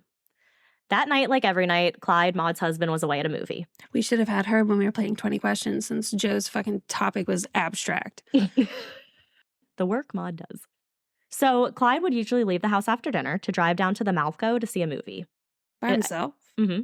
The article said, quote, to watch the pretty teenage girls neck with their boyfriends on the back row. Ew! I was like, that's kind of gross. That's disgusting. Yeah. So that sounds weird to us, which makes sense because also the townspeople also found him like a bit peculiar. But they all trusted Maud's views and they trusted like, you know, kind of what she saw in people and what she must see in Clyde. She was very intelligent, like I mentioned earlier, and headed a ton of different committees in the community. But really intelligent people sometimes don't have common sense. Yeah, well. Or they just get themselves into a marriage and they just can't admit that it was a bad choice. It could be also like, you know, the 1950s was just, oh, he's weird. She's great. You know, we'll make do. mean, definitely not getting a divorce. No. So Clyde did his normal thing where he went to watch a movie. Then when the movie was over, he would head over to Carter Liquor Store where he would have a few beers while watching the news. And this was like a well-known thing that he did. Odd routine. I know. Like it was like so much like clockwork that if he were ever to return home early or get home late, his neighbors would be like, what's going on? Like he was kind of their clock. Like he would get home at 11. Yeah. They know, oh, Clyde's home. It's 11 o'clock. Oh my God. Yeah. Clyde the Camden clock man. So Clyde is out. Maud's in the living room shelling beans.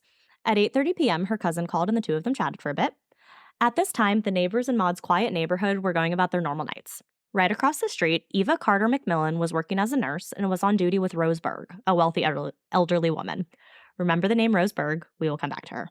Is it Rose Berg? Yes, like her first name is Rose, last name is Berg. That sucks because her full name together is a last name for sure. Roseberg. Roseberg, yeah. This night, Eva's husband, Earl McMillan, had come over to Rose's house to watch the Lawrence Walk show. Wait, sorry, question. So you said that her neighbor is a nurse. Her neighbor is Rose.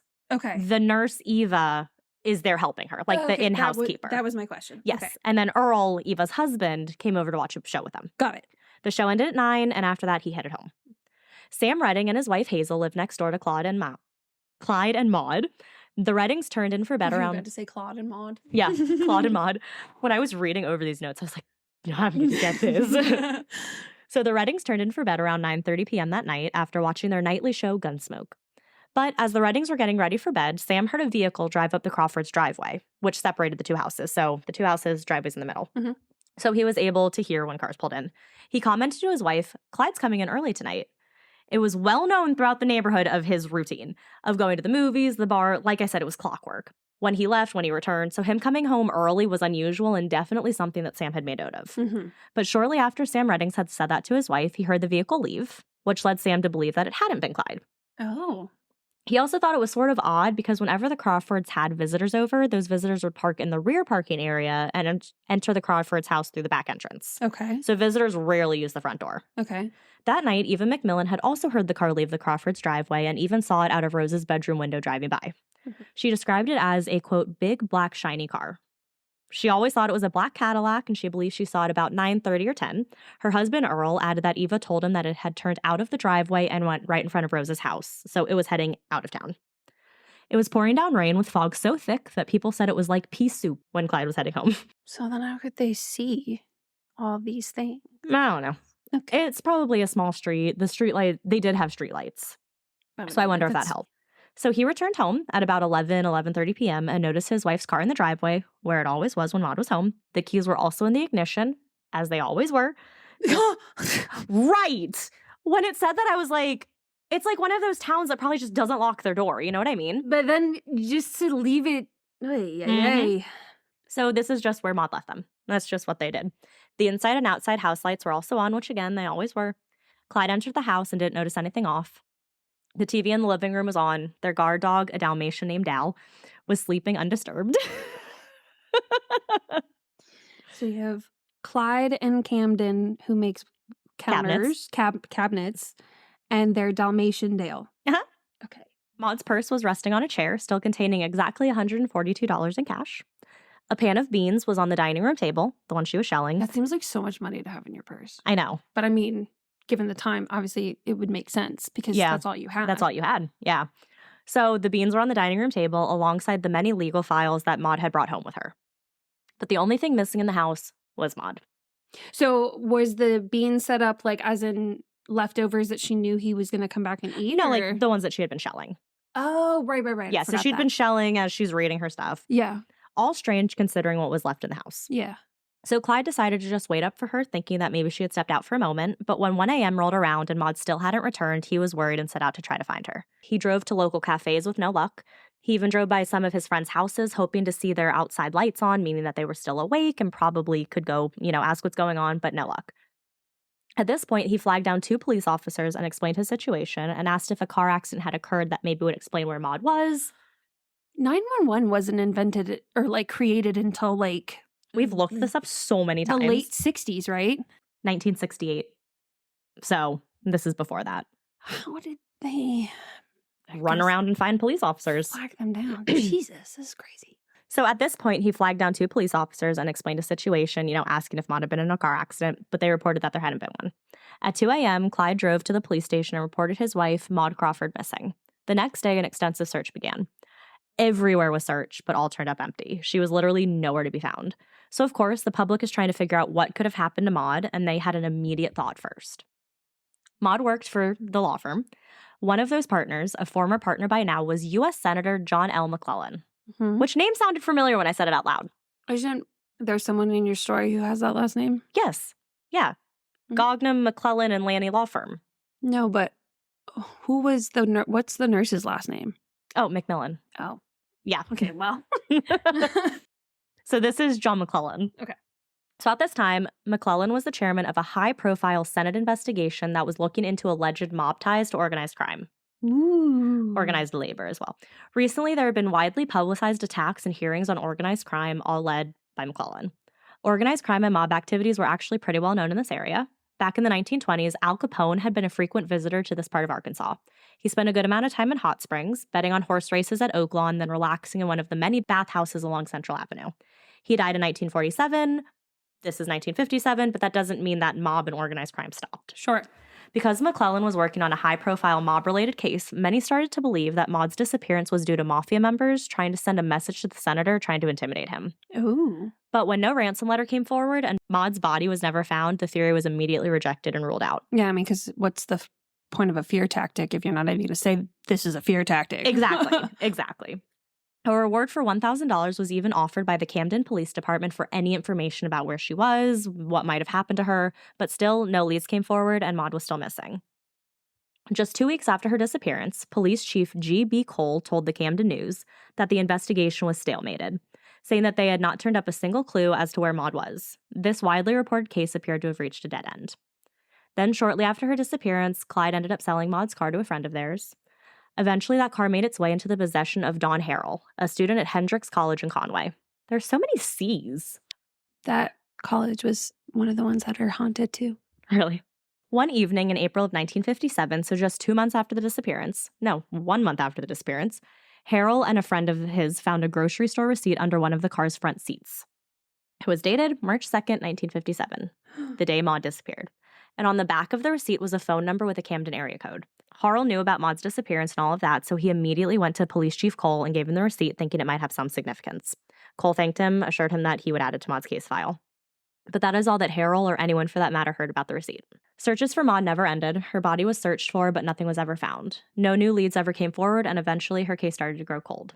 But then 12 years later, in 1969, the probate court of Washita County legally established Maud's death, stating, quote, "It is the finding of the court that Maud R. Crawford is deceased and has been dead since March 2nd, 1957, as a result of foul play perpetrated by person or persons unknown." Mm-hmm. This is also the year that her husband passed away. Aww. I know. It grew even more cold and all remained quiet until 1986. Damn.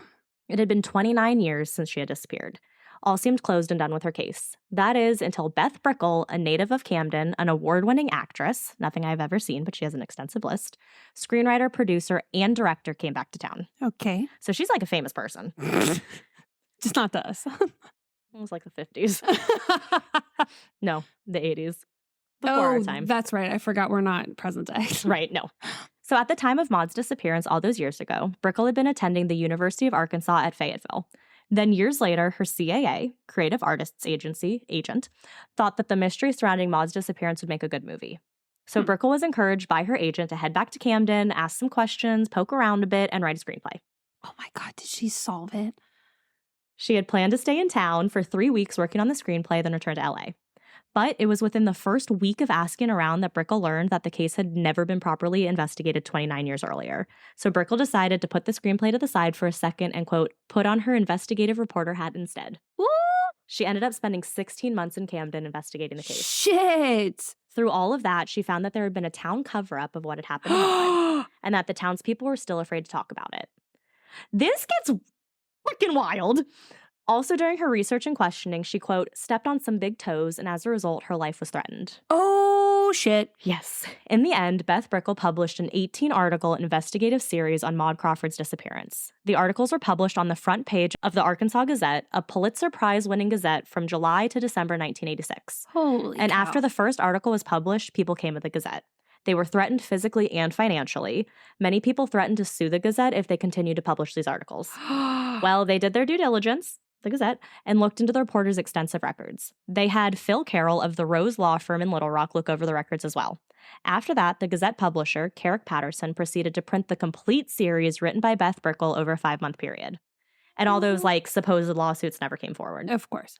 And the series was very investigative, which is why I didn't go super into it, because she did such an incredible job that I didn't want to take all of her work. Right.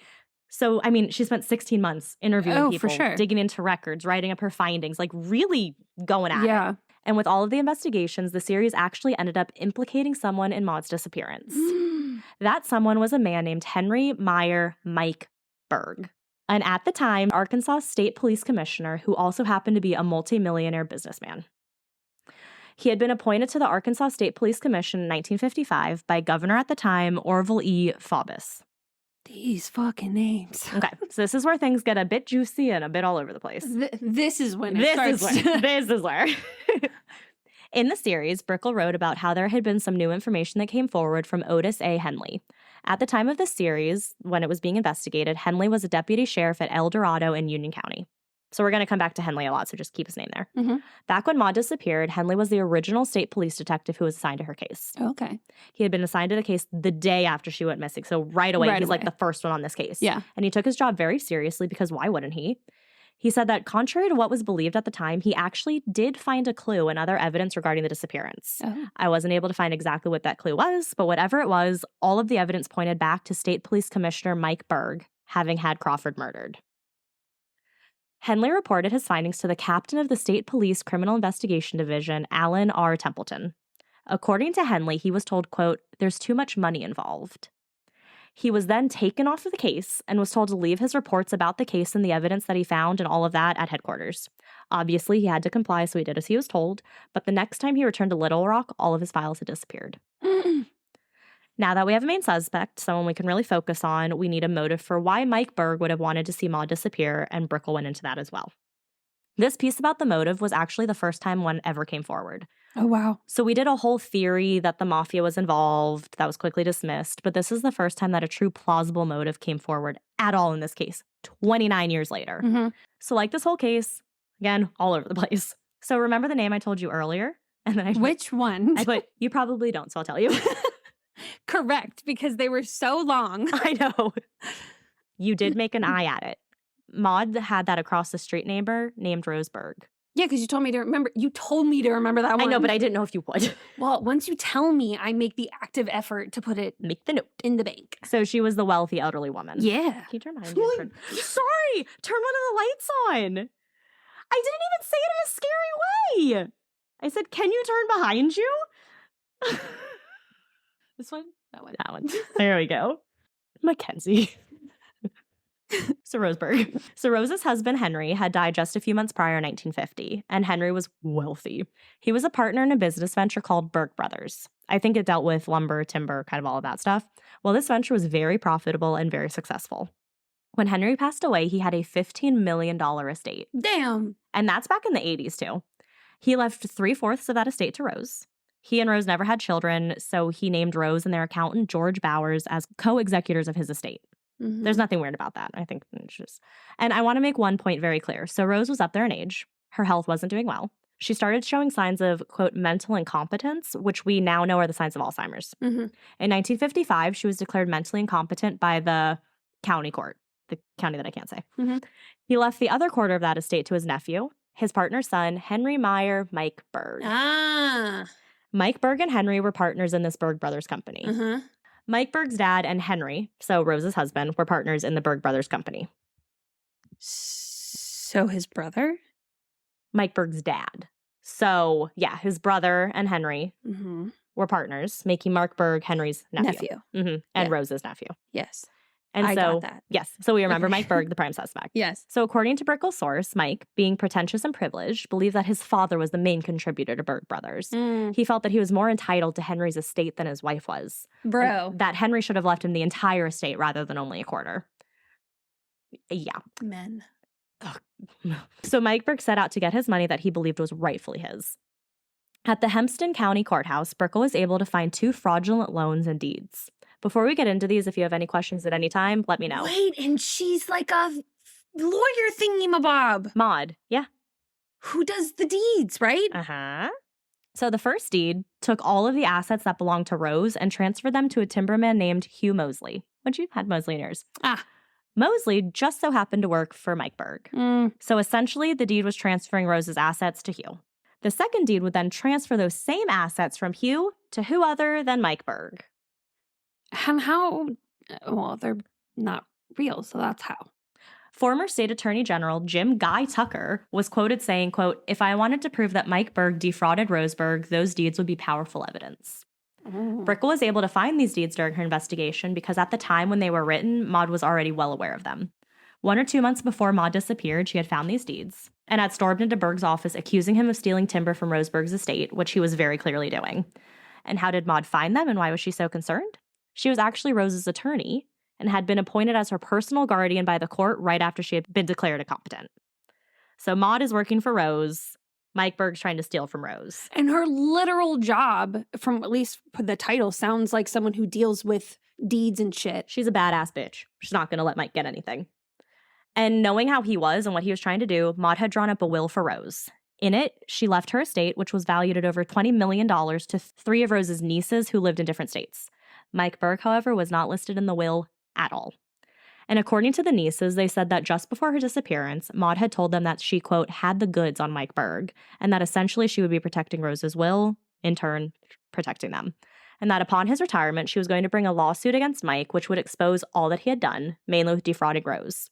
And not just the one instance. Maud had discovered that there had been a pattern of fraudulent deeds that he had designed to take all that he could from Rose. Oh my God. Maud had found deeds that dated back years, which had assets being transferred from Mike to Rose. These deeds were created in 1950, but weren't signed and recorded until 1954.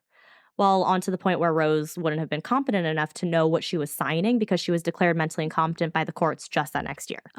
Meaning that the year that all of this was happening, she was already heading down So it that could road. be disputed. It could be. So one deed was over 8 pages in length, and it transferred 21,211 acres of timberland in 15 countries to Mike, as well as 62 city properties and an estimated 150 producing oil royalties. Jesus. So, lot of money. And at the bottom of these deeds was a very shaky Roseberg signature, one that she couldn't have signed in her right mind. Maud believed that Mike was and had been taking advantage of Rose, so she had been trying to make the deeds null and void at the time of her disappearance by allowing Rose's will to stand on its own. But she never got the chance to finalize any of it. Brickell said, quote, she, Maud, could have put him, Mike, in prison and probably invalidated those earlier deeds. That's what got her killed. When she left Mike's office, Mike was heard saying, quote, I wish that god animal bitch was dead. She disappeared 6 weeks later. And suspiciously, once Maud disappeared, Roseberg's will also disappeared. Of course. Which meant that Mike Berg was able to get all of Roseberg's estate. In a settlement that came about only 1 year after Maud's disappearance, Berg granted each of Rose's 3 nieces $187,000 in exchange for them relinquishing all claims to their aunt's estate. I feel like they didn't really know how much they would be getting, and they didn't know how much Rose was worth. Yeah. And so I feel like they thought that the money Mike was giving them was enough money. Probably. Or they knew that he was a very, very powerful man and that there was no way they could go against this powerful multimillionaire businessman. Both are very plausible. So let us backtrack a smidge to go over a bit of how powerful this man is and why and how he was able to get away with some things and influence some people. Dale Bumpers, former governor and U.S. senator, sat down with Ernest Dumas, a journalist, in 2002. God, these names. I know. This was an oral history footnote that he wanted to add for the UA's David and Barbara Pryor Center for Arkansas Oral and Visual History. Okay. Get ready. Okay. Mhm. Bumpers became governor in 1971. Okay. Just days after he was elected, he returned to the governor's mansion, which Mhm. is essentially the official residence of the governor of the state. Sure. When he arrived, there waiting for him was a package from Mike Berg. Berg was hoping to be reappointed to the Arkansas State Police Commissions, something that the governor does as his term was expiring. He had originally been appointed back in 1955 by the then governor. I don't know how long the terms are, but it was coming to an end. He wanted to be appointed again. Bumper said Berg, quote, wanted to be reappointed to the police commission worse than he wanted to go to heaven. Inside of that package was an expensive Rolex watch with the $800 price tag still attached. Bumper said that he returned the watch back to Berg with a note thanking him for the gift, but that he was returning any gifts of any size. So kind of sounds like a stand-up dude. Sounds like it. All was fine for a while until later a state trooper in the State Police Criminal Investigation Division told Bumpers that a new inmate had been booked at the penitentiary. The inmate wanted some reprieve from his sentence by offering information. He volunteered information that Mike Berg had tried to hire him to assassinate Bumpers. The inmate had accepted to carry out the assassination, but had committed a different crime that had landed him in jail before he was able to carry out the act. Damn. Bumpers was asked what he wanted to do with this information.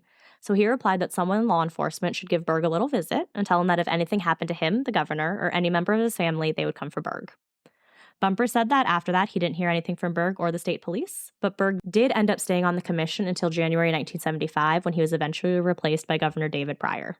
So, you know, he's rubbing elbows with these high-up people. He has connections, But good for that one governor being like, do that again and see what happens. Right. Fuck around and find out. But he still remained. Oh, it's not like the he commissioner.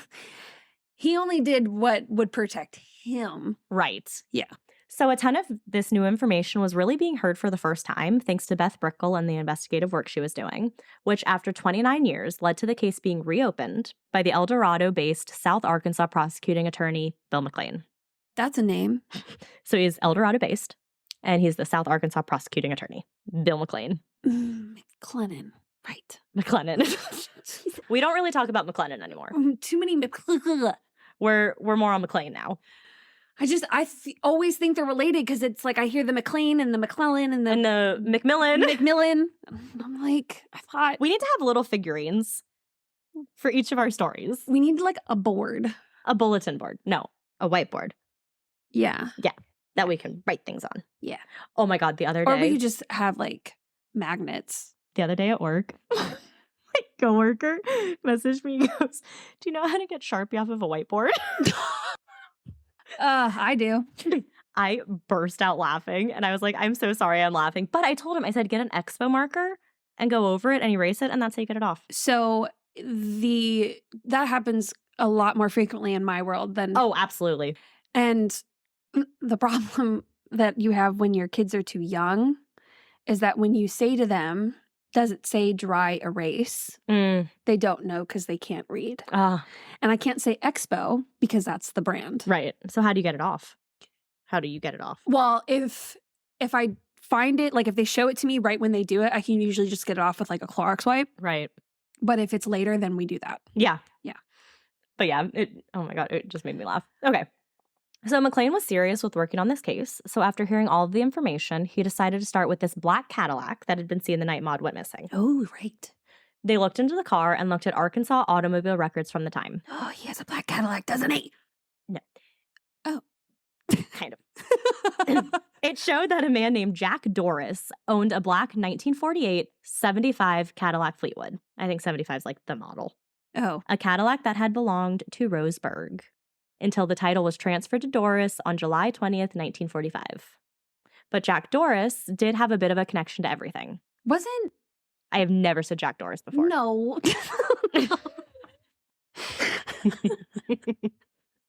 That's not what I was going to ask.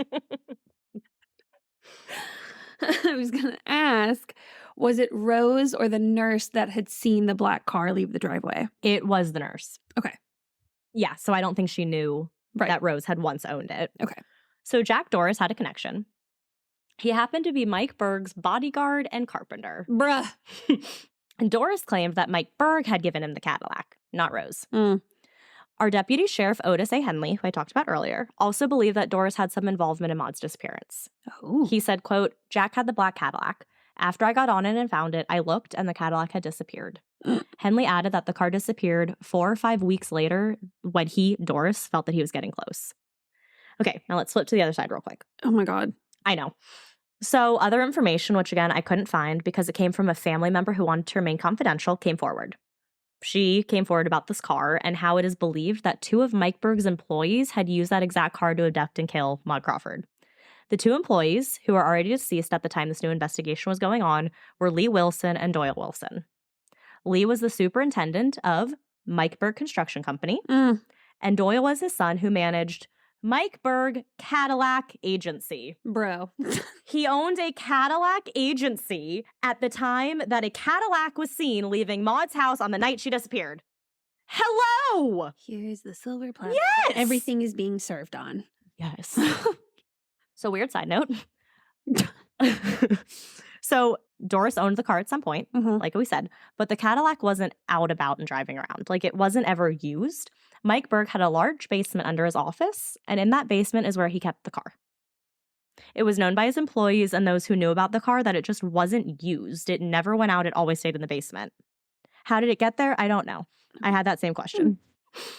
Maybe it was like, I don't know. So the source who talked about the car said that Doyle, before he knew about Maud's disappearance, saw Mike Berg and Jack Doris in the Cadillac that was always kept in his basement. It struck Doyle as odd because the car was never used. Right. After he saw the 2 men in the car, he then learned that Maud was missing. Oh. The source went on to say that just a few days later, Lee Wilson had told his family, who the source is a part of, that he saw that same black Cadillac in the basement under Berg's office, where it was stored, with blood on the backseat upholstery. Lee said Bob Leake, an accountant for Mike Berg, took him down there, showed him the blood. Then after that, Lee never saw the car again. But Lee and Bob were both spooked. They were scared that if they said anything about seeing the car or blood or anything, they would turn it missing next. And there was another source, a woman who was a business school student when Maud went missing. This source said that one night shortly after Maud went missing, she noticed Berg and Doris in a Cadillac circling slowly around the block where both Maud Crawford and Rose Berg lived. Oh. So now that we have background, let's go back to Doris. Okay. McLean obtained a subpoena to talk to Doris and see what he could find. But nothing could have prepared him for when he met with Doris. Doris was sick and was actually slowly dying of cancer at the time he finally got there to meet with him. Ooh, deathbed confession. Well, something went on where he'd have to come back the next day, but McLean notes that when he first arrived, he saw Doris's daughter or something like really hesitantly answer the door and then run to the neighbor's house instead of answering the door for him. Like, it was very weird. So the next day when he's returned, he's greeted by Doris in bed, surrounded by family and a county sheriff, Jack Dews. There's a lot of Jacks. So Jack Dews was friends with the Doris family, but was also a cousin of one of Mike Berg's employees. The fuck? He was at the Doris household because he was apparently mad that McLean was asking questions and operating outside of his county. But according to McLean, Doris was suddenly, quote, groggy and couldn't talk. Then 7 hours later, he passed away. It was speculated by some that Doris had been poisoned due to how quickly he went downhill and died. Did someone know that Doris would give a deathbed confession and try to silence him before he could? Oh my God. So we have some suspects. Duh. You know. So we'll go over suspects, theories, and all of that stuff. So many law enforcement investigators and policemen who have worked extensively on this case believe that Maud was in fact abducted and killed. And it is all believed that Jack Doris is the prime suspect. Henley thinks that Mike Berg had Doris do the killings for him because Mike, quote, wouldn't have been able to do it himself. He talked like he was big and tough, but he was scared of anybody shaking hands with him. I could see him being a little baby back bitch. Henley went on to talk about the fact that Berg wore gloves in public because he was allegedly afraid of germs. What if he had like something on his hands that gave it away that he's the killer? He wore gloves all the time. Like, people knew, like, if Mike Berg was out in public, he had on his gloves. Which, isn't that like Piers Morgan? I think one of those people also is, like, super afraid of hugs, germs, and, like, wears gloves. I don't know. Reading on Criminal Minds doesn't give handshakes. Because of germs? Oh. But he doesn't wear gloves unless he's at a crime scene. Duh. So this whole theory goes along with a theory that Maud's nephew, Jimmy Crawford, has. He also believes that Berg is responsible, but to what extent he isn't sure. He came to this conclusion immediately. So right after he learned that his Aunt Maud was missing, he drove to her house immediately. Jimmy said that Mike Berg was already there. He went on to say that he pulled up in front of the house, and there was Mike Berg walking down the front steps of the house with his well-known gloves off. He then stuck out his hand to Jimmy and said, "Jim, I am so sorry to hear about Maud." Jimmy said that Berg always wore gloves and was not known to touch anybody or anything in public without them. Jimmy said, quote, "Only guilt would have made Mike Berg shake my hand without his glove, and that's how I knew he killed Aunt Maud." And according to investigators, neither Berg nor his employees or Doris were ever investigated. Because remember how Henley at the beginning was like, "Mike Berg, look at him." And his police chief was like, "Nah, there's too much money involved." Right, yeah. So more on this. On March 16th, 1962, Doris had been appointed as a highway policeman at the recommendation of Mike Berg. He served in the Arkansas State Police Weights and Standards Division. He served in this division for 21 years before retiring on October 12th, 1983 as a lieutenant. So he worked his way up. But when Doris was originally recommended for this position, it was Henley's job to do a background check on him. Standard procedure, as every single new officer has to go through a background check. Henley said that he knew Doris's background and was checking into it. But right before he was really going to start getting into his background, Police State Director Harmon E. Lindsay told Henley, quote, "The pressure is on, clear it," and wouldn't let Henley look into Doris anymore. And Doris went on with the position, no problem. It seems that the two main suspects that we have are Jack Doris and Mike Berg. So it's very hard to pin anything on them, though. And because the police didn't do their fucking job back when it happened. Pretends to be shocked. So we have some theories about what might have actually happened. Of course, we have the stories from the neighbors with hearing the car, seeing the car, all of that stuff. But then we have one more. So let's start off with the fact that Dal, the family's guard dog, was calm and just chilling when Clyde returned home and couldn't find Maud. This led many to believe that Dal must have known whoever had come into the house. Because had he not known the person, he would have been in a frenzy when Clyde returned home. Okay. So the fact that he was sleeping undisturbed on the floor, and this theory makes sense. It would have been a person who knew the Crawfords' schedule in their life. They first would have had to have been to the house before because Dal was calm. They also would have to know that Maud would be home alone that night. And it was always well known that Clyde would leave the house after dinner, go to the movies, and do his bar thing. But at the time, the Crawfords had 4 other women living with them. Nothing weird. I think just like, I know. Yeah. Just, that's a lot of people. The weekend that Maud went missing, 3 of these girls were out of town visiting family. The 4th was at work as a nurse at the county hospital. So this had to have been planned. Knowing that these 4 girls are out of town, Clyde's not there, so Maud's all alone. Because I was about to ask, where the fuck were these 4 girls before? Yep. Oh my God. Yep. Some speculate that whoever did this maybe found a way to talk to Clyde, who filled them in on the fact that the girls were out of town that night. Someone who Clyde must have known well enough in order to tell them something like that, or who knew that the girls lived there. Well, and if Rose is across the street, I'm sure what's his name is a frequent visitor. Probably. So what is believed is that Berg and Doris knew that Maud was alone. And Berg was mad about all the deed and will stuff with Rose. It's believed that they had called Maud and told her that her husband Clyde had been in a really awful accident and that they, Doris and Berg, would come over immediately, pick her up, and bring her to the hospital.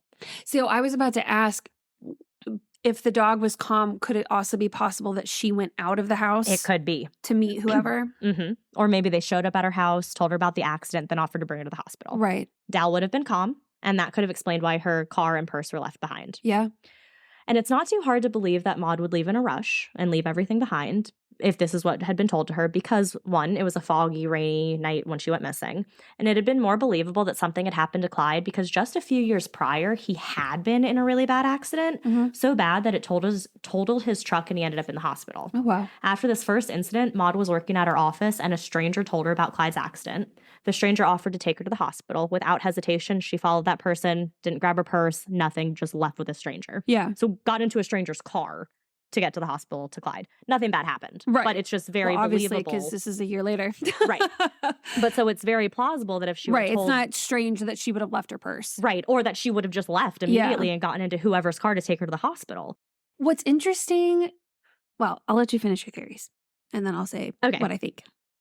I'm almost done with the theories. Okay. So this theory came about from the family of George Bowers. He was listed as the co-executor of Henry and Rose Berg's estate. Okay. Bowers had told his family that, quote, Mike called Maud and said that Clyde had been in an accident and he came and picked her up.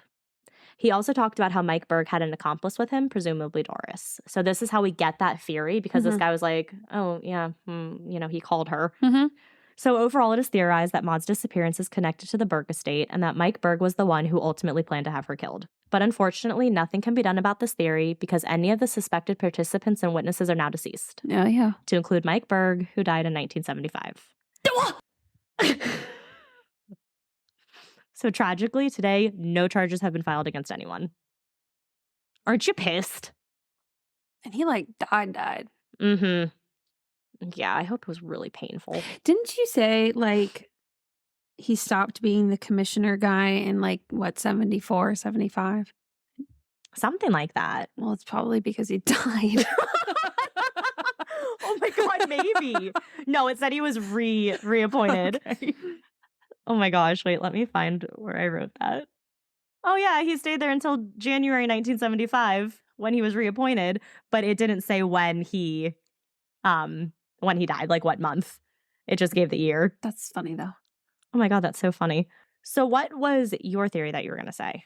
So I was thinking, would she have gone out with Berg because she knew that he was this shady guy? I don't think she knew how bad he was. Okay, because I was wondering, would she have believed him? So was it maybe somebody else that went? Some people say that maybe it was Berg and Doris who went to tell her. Some say it maybe was just Doris. Yeah. But I feel like with Berg, it was one of those things where he put on a face, So when he was dealing with her, yeah, they had this rivalry with kind of the work setting, but they were fine outside. That's how I kind of picture it. So okay. And she knows Rose is I don't know. I don't know if she trusted him, if she didn't. But some say that she's trying to build this case against him. Right. And it's also her husband is in the hospital. I think maybe all logic just went out the window and just I need to get to my husband. Yeah. And I guess back then it's not it's exactly easy to check. But then I also thought you had a phone though, and your roommate essentially works at the hospital. Yeah. Why would you not call and say, hey, is Clyde here? Or think she would have called me?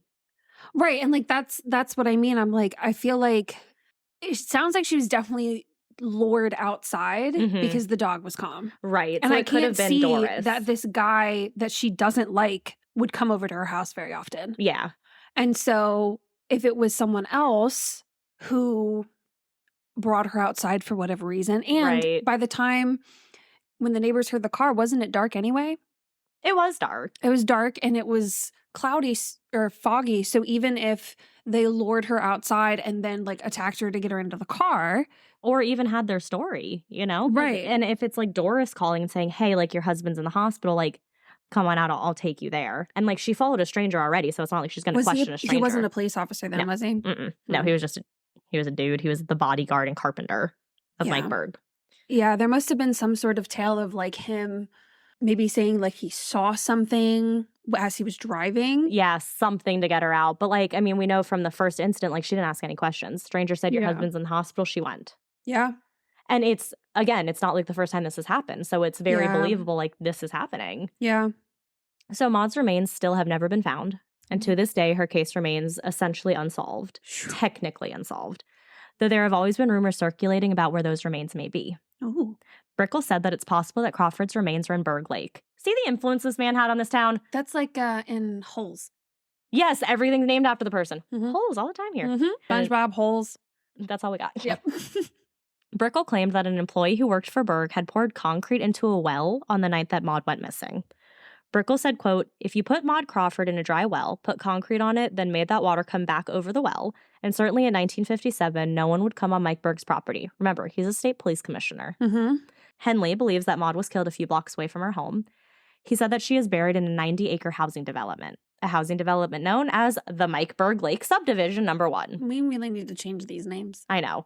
He said, quote, Jack took her about 4 to 6 blocks away where they were bulldozing land for the housing development, and they bulldozed her over the next morning when they bulldozed the land. He didn't have her in the car very long.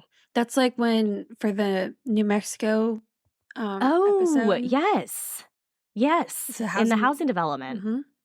Harrington Bell, a former Camden policeman who was friends with both Berg and Doris, believes that her body was buried in a dam that was being built on Doris's property by Lee Wilson. Remember Lee Wilson? That's the guy who saw the car. supposedly. Yes. Lee Wilson also once told his family that Crawford's body was buried, quote, in the dam. So maybe this is the same one that the spell guy's talking about. And then there were the men who worked at a Safeway building site. Like Safeway, the store. They were like building the area. Yeah. They said that her body was buried in the muddy area of the parking lot that surrounded the store. They believed this because the Monday after Maud disappeared, the men were given a last-minute order change to pour the concrete over the parking area. Who knows? But there isn't even a tombstone honoring Maud. The mayor of Camden, Julian Lott, said that he had been told to stand down by people in town because of the people involved in this whole thing. He said he wants to at least start honoring her with a plaque. He went on to say, quote, "Since my moving to Camden, I have been aware of the mystery surrounding the death of Miss Crawford, a very accomplished Camdenite. I came to office in 2019. While there is no real reason as to why we have not honored her memory properly, we hope to soon trudge a path that honors her legacy for young women, future politicians, and others who make a difference in their local community. It is our intention to honor her memory in this term." I didn't look into if they had the plaque because a lot. Yeah. As of an article dated May 16th, 2022, Beth Brickell says that all of the questions we want answers for, what happened to her, where they put her, how she was murdered, who actually killed her, why the Camden police didn't come up with information, why the FBI didn't get entered into the case, are all finally answered in her new book, Solving the Maud Crawford Puzzle. I apologize, I wasn't able to get the book in time to read it because I found this fact yesterday, and I have a full-time job. So until this is our full-time job, I won't be able to read any books about the cases we cover. Nope. And I didn't want to step over her 18-article series, like I said, and her books. She wrote a fucking book. Right. Well, so if you want information about this case, please check out her articles and her 4 books. 4 books. The titles for those are The Disappearance of Maud Crawford. The second one is In Their Own Voice, Interviews from the Maud Crawford Investigation.